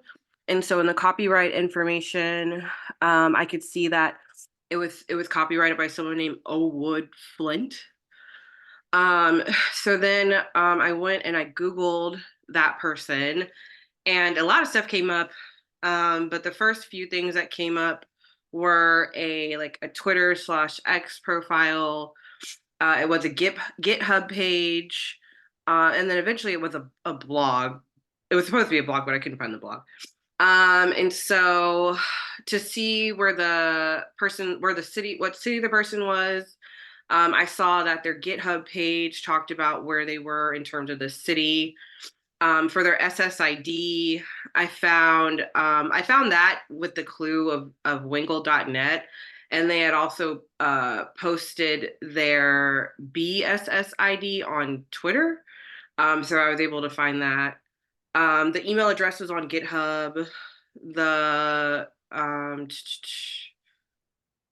And then what else?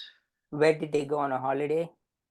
When they went on they went to New York, I think, and it was because he wrote it on the blog, but I couldn't find the blog, so I ended up looking at it in a write-up or something like that, but it was on his blog that he went to New York. Yeah, and how about that? And that was a tricky question because since then the blog has been taken down.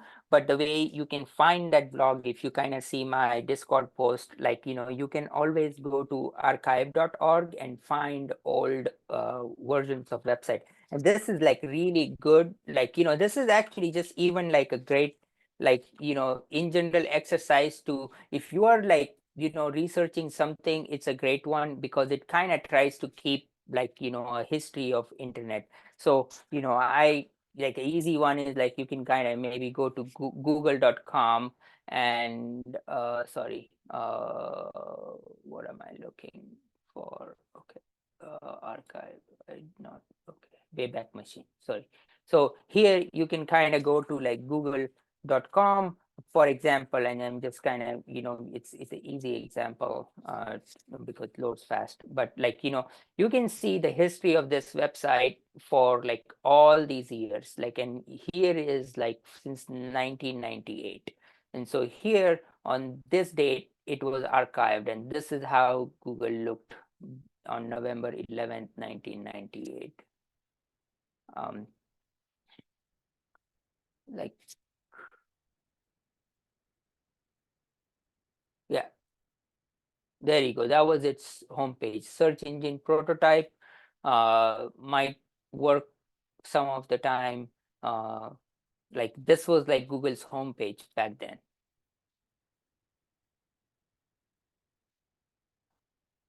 So you can kind of look at things this way on Wayback Machine. Okay. Sweet, awesome. And then how did you find the password? So the password was hidden in the source code of the blog. Okay, that's right. Okay, so this is little bit kind of convoluted in some of ways, but it kind of gives you that kitchen sink way of OSINT. But this is a very, very important kind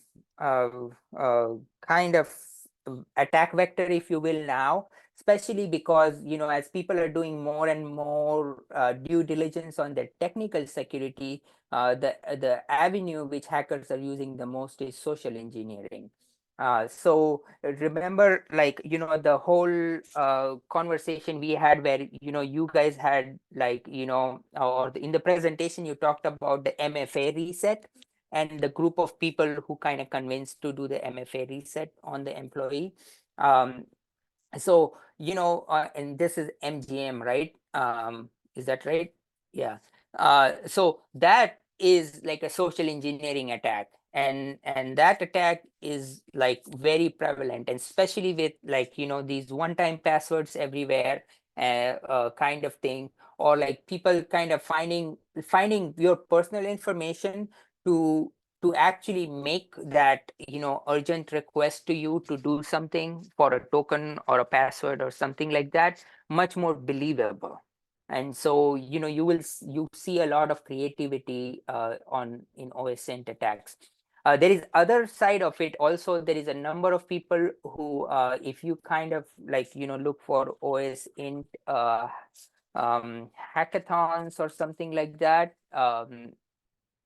you will see a number of people do OSINT hackathons where they kind of get together and they do various activities. And the one which I like, which is used for good use, is missing people. So there is this this is in Australia, but they kind of use OSINT to find missing people. And so they kind of have a bunch of people kind of join together to do OSINT to find missing people. So there are also really positive uses of this kind of technique. And just from a photo, you will see a lot of times people are able to find like so much about a person, just like one photo. And so that's why like starting point photo was kind of useful. Maltigo, Shodan, and Census, like, those are like just like tool write-ups. I hope you guys were like cool with finding more information on that. Maltigo is like a great, like if you're ever asked to like do a recon on a company or on a person, it's a great free one to start with. There are a lot of paid ones as well, but Maltigo is a free one. And Shodan and Census, you will increasingly see, especially if you're doing like anything Internet of Things, anything DNS related, then they become increasingly very useful. So that's that. All right, and the last one we talked about, either you do like a tool write-up or an incident report.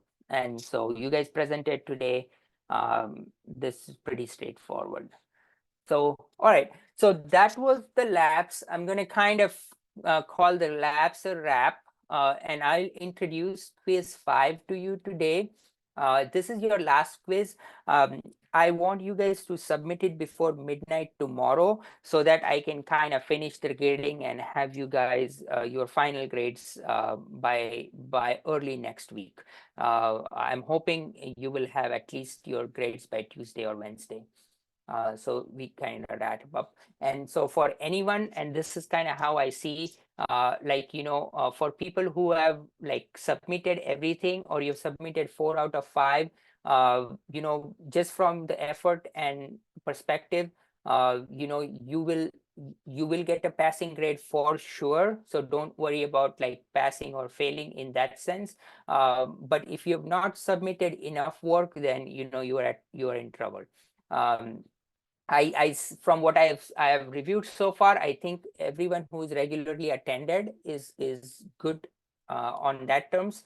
But if you kind of have lagged behind and you want to try and catch up in next couple days, please send me a Discord message or an email. Okay, but I'm not going to once the grades are done, then I'm not going to be able to do anything about it. Okay. So you have until this weekend. But like, so let's review the quiz. Okay, that's what we're going to do. Okay, quiz. So it's pretty straightforward. This week's quiz, it's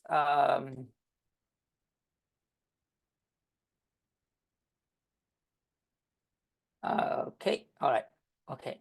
So it's based on last class. Write a paragraph on a comparative analysis of on-premise security versus cloud infrastructure. Okay, I expect like a paragraph or two. Let's say you have created, and so this is about AWS. Let's say you have created an EC2 instance in AWS. What security threats should you consider, and how would you mitigate about it? You can refer to the slides of the last class. And so then this is on LLM security. Discuss the key security challenges associated with deploying large language models in sensitive environments. And then this is something you don't have to get right, but it's more inspirational. How would you implement measures to mitigate these challenges? So, what if people were doing prompt engineering? Like, what if people were like, trying to figure out, like, if you're going to give them answers for like, for nefarious uses, like, finding gunpowder or like creating bombs or stuff like that, right? Like, what are you going to do? And then the next one is, let's say you are an AWS admin and you are concerned that a set of AWS credentials have been compromised and a malicious entity has it. How would you confirm it? And then what actions would you take to mitigate it? So this is sort of like a credential stuffing solution. And then the last question, which is I would love for you guys to kind of take some time and give me feedback on how did you like the class? What is one thing you learned or like really enjoyed in the class? Is there anything which which you thought you got the best from that kind of technique or like activity? I would love to hear that so I can kind of create more things like that. And then how would you make this class better? Okay, awesome.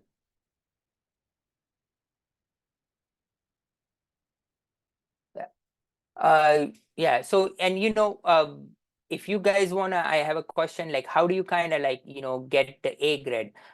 Yes, so complete everything, at least all quizzes, all labs, and then any bonus points which I had kind of mentioned. If you did anything on the bonus points, then for sure you're gonna get an A.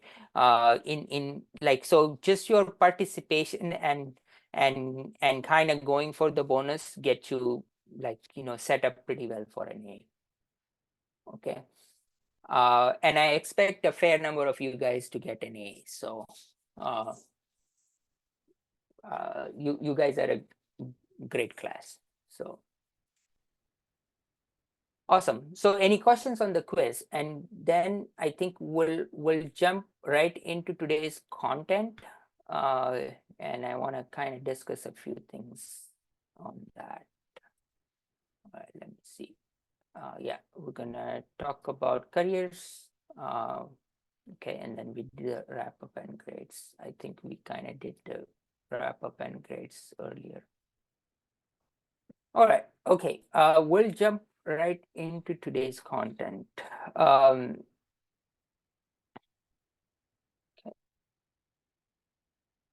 All right, okay.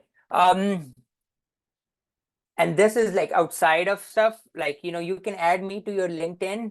Let me do this in the end. So this might be easier. So I'm just going to move all of this to the end. So, okay. And so that might be easier. Okay, let's start with, okay. So, jobs in cybersecurity are plentiful. There is a lot of jobs, but and that's what everyone will tell you. But the problem is, like, you go to cyberseek.org. This is a great way to kind of like, and I'll just do this more interactively and kind of, show you the slides, but we will also look at the slide. So, if you go to cyberseek and you kind of go to the interactive map, it'll kind of tell you, how many job openings. So let's say we are in California. Right now, there are 55,000 job openings in California. But it's really hard for new people to get any of those 55,000 jobs. So like, the bar for entry in cybersecurity is pretty high. So, even though, once you are in, you will always be employed because, people want you and people can't find people like you. It's really hard to get foot through the door. So the first step which you guys are doing is great, is like, getting a formal education in it. But that's not sufficient. That's why I kind of mentioned, like, go get a certification, which is industry blessed. Like, go get, and we'll talk a little bit about the certifications in like much more detail, but a certification would be a good step. Getting involved with a security project of pro bono, which is like enough without like getting paid for it in your local companies, is great. And so by local companies, I mean, you could also email your if you're interested in like cyber security on social engineering stuff. Most of the cases which go to like Alameda County Police Department are around that. And so you could send them a note. And I know from our program, there are a number of people who have relationship with Alameda County. You can ask, hey, can I work on something as a pro bono, or do you have an internship? So internship or apprenticeship, which is like, you really don't know much, but you're willing to learn it kind of thing, is a great way to kind of get your credentials stacked up. Your first job could very much be just like analyzing all these requests for all these hacking requests which come in. So it's not necessarily like a help desk job, but it is like an analyzing job. Or you could kind of ask like, hey, can I can I be an intern in a SOC where I just get to see all the incidents and I get to kind of like organize them and take it to the experts in that area to solve it. So I would recommend, like, of course, like, shoot for a full-time job, but starting, like, if you've especially not had as much experience, don't feel like, bad at starting with just an analyzing or a data collection job. That's okay. But you're still going to be doing security related and you're going to learn a lot on jobs. So look for apprenticeships, look for internships, look for pro bono jobs or like jobs with like nonprofits. Those are great to get your foot through the door. So, be creative about like, getting your foot through the door, because even though this kind of shows you all these crazy job numbers, it's incredibly hard for someone to break into cybersecurity. And that part people don't tell you a lot, because, the bar for getting a cybersecurity job is very many times high, because you not only need to know the technology, but you also need to know how to break it. And you also very many times need to know how to fix it. And so that's a lot to learn. So kind of keep that in mind. Okay. So if you look here, like, and so there are career pathways here. And so, these are like feeder roles in like, these are specific, and you can kind of browse CyberSeek, and I encourage you guys to kind of do that. You can kind of see if you like, if you have some experience in networking, you can kind of do an entry level. And so far, like the largest number of cybersecurity professionals come from like a networking background. Like a lot of them kind of have CCNA as a certification, but that's a little bit old school. It's kind of changing now. And so from a networking feeder role, you can kind of go entry level as a specialist, as a crime analyst, like how I was saying, as an incident detection analyst, like, just looking at the incidents and organizing them, or just like an auditor, like an IT auditor is like, the job is like basically keeping track of all the systems we have and all the devices we have in the company. That's a pretty good entry level role. And so you can also see for the certifications for these things, like, here you will, and so, you can kind of like a good early one to start is Security Plus. It's a great one to start with. And I'll kind of show you even like a much more like, detailed one. If you're not very technically oriented and you want to do more privacy, CIPP is a great one. So these two are great. They're not very expensive. In fact, like Merit will pay for your Security Plus certification if you pass. And so I really encourage people to go at Security Plus, CompTIA Security Plus. CISP is a little bit higher certification because you need to have some job experience for it. So it's not a good one for it. For cloud stuff, which is, those are like, AWS security, or like, those are really great for cloud security. They're not as general as like CompTIA Security Plus. But of course, like, there is a lot of demand for like, talented cloud security engineers, and AWS security will also give you a job, but not exactly in this way, right? You would kind of get hired on a cloud operations security team or something like that, and there is a lot of jobs there. So in this kind of stack of ones, the ones which are very approachable for you are the Security Plus and CIPP, but there is a lot more. And I'll talk about like, AWS Security Plus, or like, AWS Security, or, Azure Security, or things like that in a couple of my slides. But here, since this is very kind of generic one, they don't talk about like industry specific ones. If you come from a software development background, and this is kind of what I encourage people to come more from, a software development background. If you don't have any background, don't go and learn networking. I would say, like, if you don't have any background, then go and learn like a Python programming, or like in an entry level programming. So get a little bit comfortable with software development, because it's going to really give you a leg up on everyone else, because like you can very many times like jump right, skip the entry level altogether and jump mid-level as like a pen tester. And then, you can kind of become a cybersecurity engineer, but that's kind of what I would say. Also, like from your program, very many times, with software development background and this entry level, you could very many times like go for like a bachelor's or a master's in cybersecurity program and kind of like skip first 2 years and be able to get a 4-year degree program.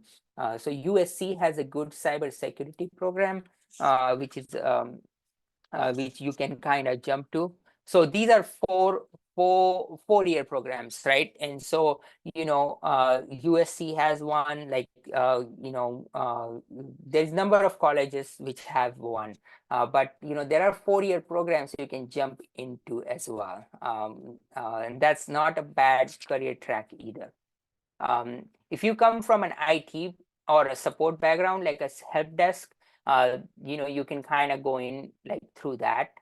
If you kind of systems engineering is like more like IT background, and that's also lights up pretty much everything for you. This is also a great job. Like, if you're just like managing systems earlier, you can jump into. And this is really how a lot of cybersecurity talent gets hired, is like they kind of get hired from their existing job. And that's a little bit like little bit weird thing going on in the industry, is like they don't, and so that's what is people are trying to change a lot, is kind of have like its own specialization. And so non-technical, like financial and risk analysis, and believe it or not, like there is a lot of non-technical roles in security, and especially when it comes to risk and like fighting crime. And all the agencies, like you can apply to the Federal Reserve. Actually, we have a few students who work here, and Federal Reserve San Francisco is a great one, and you can kind of see cybersecurity. There is a lot of roles there. You will see on Glassdoor here like Federal Reserve jobs, and I think we have some alumni at Federal Reserve as well. So you can kind of look into going in from a financial risk perspective. And then security intelligence is a little harder if if you haven't done this before, especially from like a threat intel perspective, like where the attacks are. So keep an eye on that. And you can kind of look at it. The jobs necessarily are not just like what I kind of showed you about like pen testers. Like what we really covered in this class was like either threat intelligence, detection and response, or like or like red teaming, pen testing. Those were the two kind of skill sets we really look at. But there are other ones, like you can do project management, you can do compliance, but really especially coming from a community college background, it's easier for you to get very many times in through the door with hard skills. So, early in your career, always try to develop your hard skills, because later in career, you're going to, need those hard skills. If you start with soft skills, like just project management, then it's really hard for you to kind of learn the hard skills later.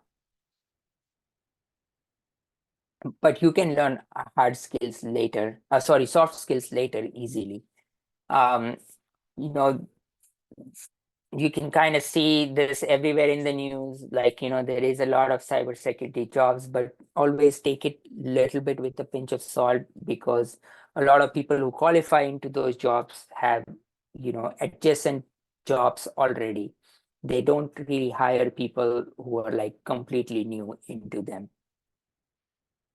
We talked about all these different domains. We can kind of use CyberSeek to kind of find one path, but like, really, there is no there is always a way if you kind of have the will to find a path. So never give up. Like, if you are set on something you really like, the number one thing you can do to be successful is to kind of have perseverance. Don't give up. It might not be like, a couple months, it might be few months, it might be a year, it might be 2 years, but be at it, like, and be structured about it. And that is what most people lack, like, and that's why they can't break in, because persistence is like key. All right. And as I kind of told you, cybersecurity is always learning. Like, the idea is like you never really know the whole thing. You will never have complete answers. You have to always learn. And so, you are going to be eternal students in this field. But if you kind of enjoy that, it's very rewarding. It's rewarding creatively, it's rewarding financially. Yeah, and then it's rewarding in terms of like the impact you have as well. So the other part is like, I kind of talked about the rooms, right? Like, and how like 1 million people have solved those rooms already, but you have to solve it yourself. You can't just read other person's write-up and be okay with it. Oh, now I know it. But that's not how you're going to learn it. It's not an understanding skill you need to have. It's the motor skill you need to have. You need to have it at your fingertips, like, and so the only way to get that is by practicing. If you are new and if you've not like really learned much about the field, I do recommend you guys to kind of maybe take like an introductory Python course, like now that holidays are coming up. Even if you sign up for something like online, and very many times I also run an introductory Python course in January with a nonprofit. So if you are ever interested in like doing that, just send me a note as well. But without even that, like you can go to code.org. You can kind of find like some introductory programming exercise, and preferably with Python, because it's going to be very useful for other skill sets or other things you're going to learn after that. So just go at it in that way. Don't go and learn like networking. That's a little bit old school. And the second more important one is Linux, and that's what it's going to give you if you like just force yourself to do it. Like don't kind of wait for a class or a textbook. Like just on an old laptop if you have, or even on your laptop if you can kind of manage it, try and install Kali Linux and just like just play with it. Like just have it, just get comfortable with it. Don't be afraid. Like, yes, you're not gonna know what to do, but like there is ample YouTube videos and ample things on the internet to get you started. And so the essence here would be just like exercise. Like you can say I want to do like 15 minutes of like something Linux every day, and that's all you need to do to get like familiar with. Then within like 6 months you will be like quite good at it. So kind of keep time for these things. You will learn networking over time. It's a little bit of like a foreign concept in terms of like how all of these things work, like what talks to what, and what's TCP and what's IP, and what's UDP, and like what's a router, what's a switch. All those things will make sense over time. No one, like just to kind of make you feel better, no one like super technically competent also understands the depth of it. Like it's just super deep. So don't get disheartened by not knowing. All right, let's talk a little bit about labs and CTF. I encourage you guys to we did Try Hack Me, right? And so Try Hack Me has like an interesting thing called King of the Hill. And it's a really cool one. Have you guys played like any of these kind of competitions? And so let me show you one, right? Like let's say, okay. Attack and defend.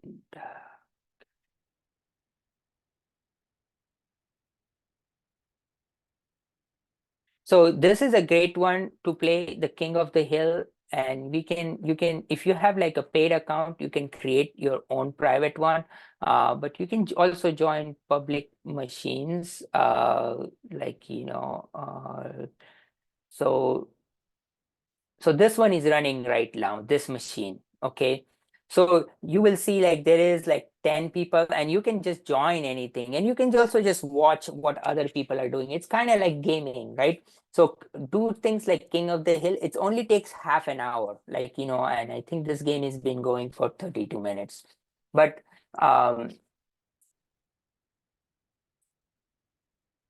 so what you want to kind of look is like um what these people are doing. So and what they're doing is they're kind of you're spectating it. So you can go spectate some of the for some of the public rooms, and then eventually you can not eventually, you should just join one, and it's okay to not get any points, but you will see what people are doing. Usually what people kind of say is like, this machine is the Linux Lion machine they're going at, and they will have a Discord going on, and they will talk about things. And so it's a great way of like getting that muscle memory in, and like kind of be social about it. So I encourage, like, especially students who are not very into the art of like hacking, or or like just knowing where to start, to just join these rooms, because there will be people, and this is like a community, and they will kind of point you in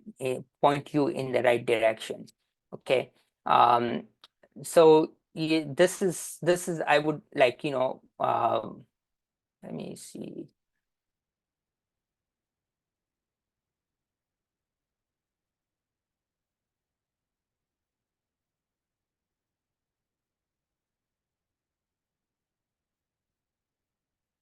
Let me see if I can be in a lobby for a minute. Okay, join a public game.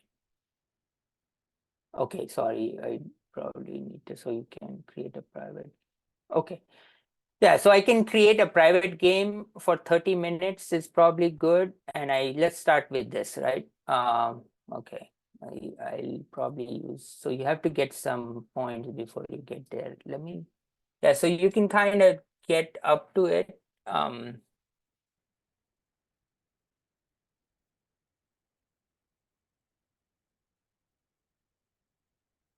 Let me see if my other account, I have to find which one was the.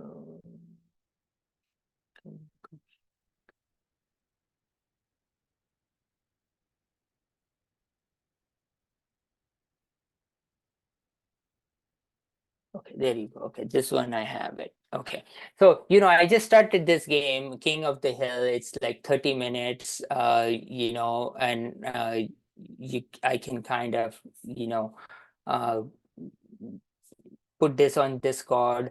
I will send you this link. This is the invitation link. So if people want to try, you can just come and join this game here. If someone wants to join, you can see it.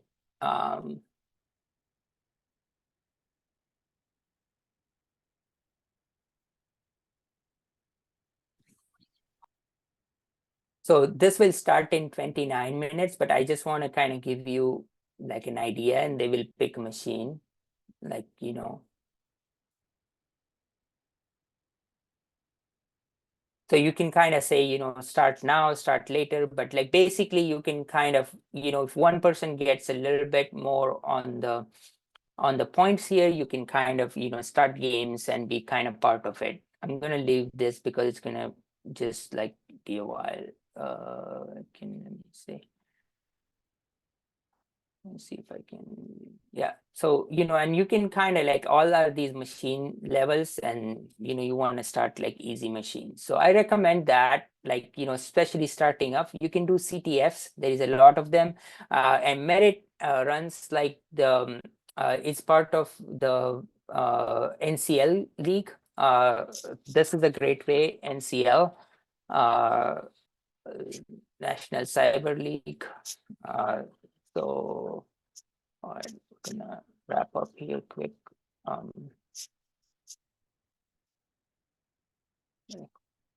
So yeah, so National Cyber League, NCL, Merit has a great track record at this one, and so it has CTFs and such. So I encourage you guys to kind of maybe do some, NCL training. So NCL has like these training ones, which you can kind of go to kind of get a little bit sense of like what it is like. So you can kind of do that. Cool. And so register as a student player. Even if you haven't signed up for the team right now, you could kind of do gymnasium. So the gymnasium is really cool. Yeah, here. And you can make, as a student, you can make a free account. Like, yeah, there you go. So you can in the gymnasium, like there are like all these kind of like like Try Hack Me, how it has boxes. These are like challenges, and so these are great ones you can kind of do by topic. But of course they're a lot simpler. They're not as as out there like Try Hack Me. Okay. There is also Hack the Box. It's a little bit more advanced, but it's a great thing. You can kind of do that as well. These are great ones to start. And then, if you feel like, there is bug bounty programs like Bug Crowd and HackerOne. You can make profiles and sign up to kind of find bugs. They are great. But it's going to be a while before you find anything. So these are again like things you can get familiar with it, and you will hear people doing it as you kind of become more part of the community. All right, so bug bounties, like sign up for Bug Crowd or HackerOne. And just to wrap up, like kind of think of security as like the three things we talked about. CIA, confidentiality, integrity, and availability is kind of what security is. But it's really about digital data. And so you want to think of the digital data security in three states, like, when the data is resting, when the data is in motion, and when the data is in use.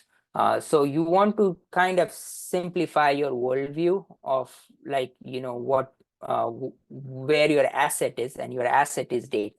Like, your asset is either staying somewhere like on disk, or it's in motion, like so it's going from one computer to another, or it's being used at some computer in the memory of the computer.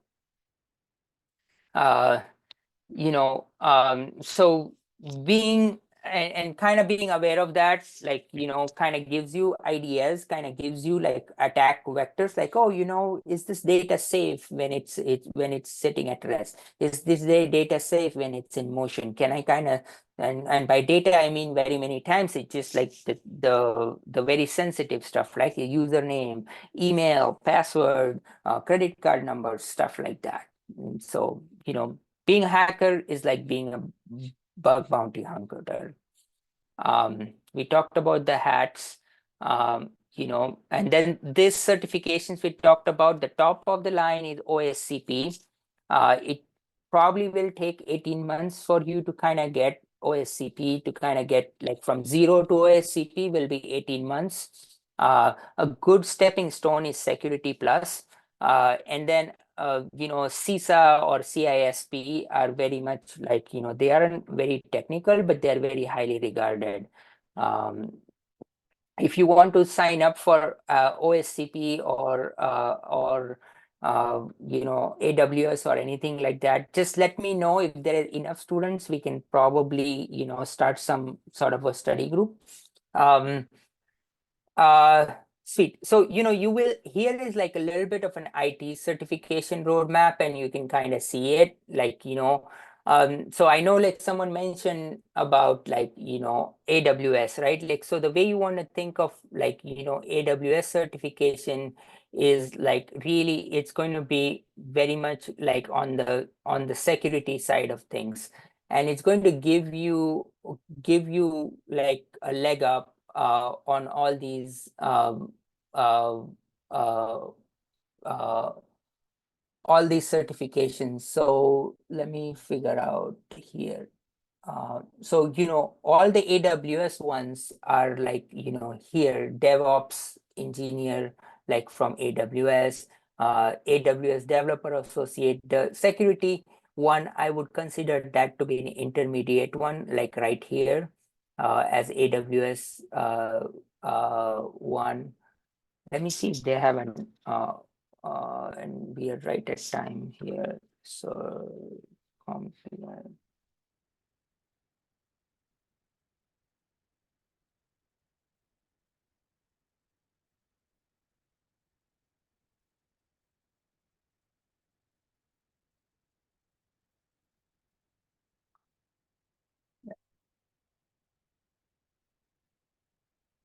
Let's see. Okay.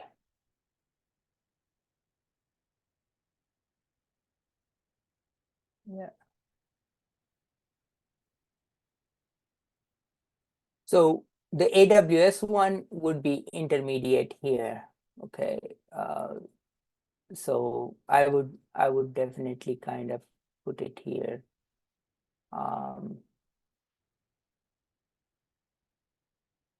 And there is also no harm if if you can start with an IT service management certificate, because they are usually very easy, and kind of go up. I know there was a SANS certificate, which is, there is a post on it on your Discord. It's kind of being offered free. The training for it is offered free. So you should you can start with one, but really start with anything which seems approachable to you. But I would kind of make your destination either, you do AWS Security Professional, you do Security Plus, or you do OSCP. Do things which are like, if you're going to spend like 6 months doing something, do something which is industry recognized. Okay. Cool. All right, we're gonna wrap up. You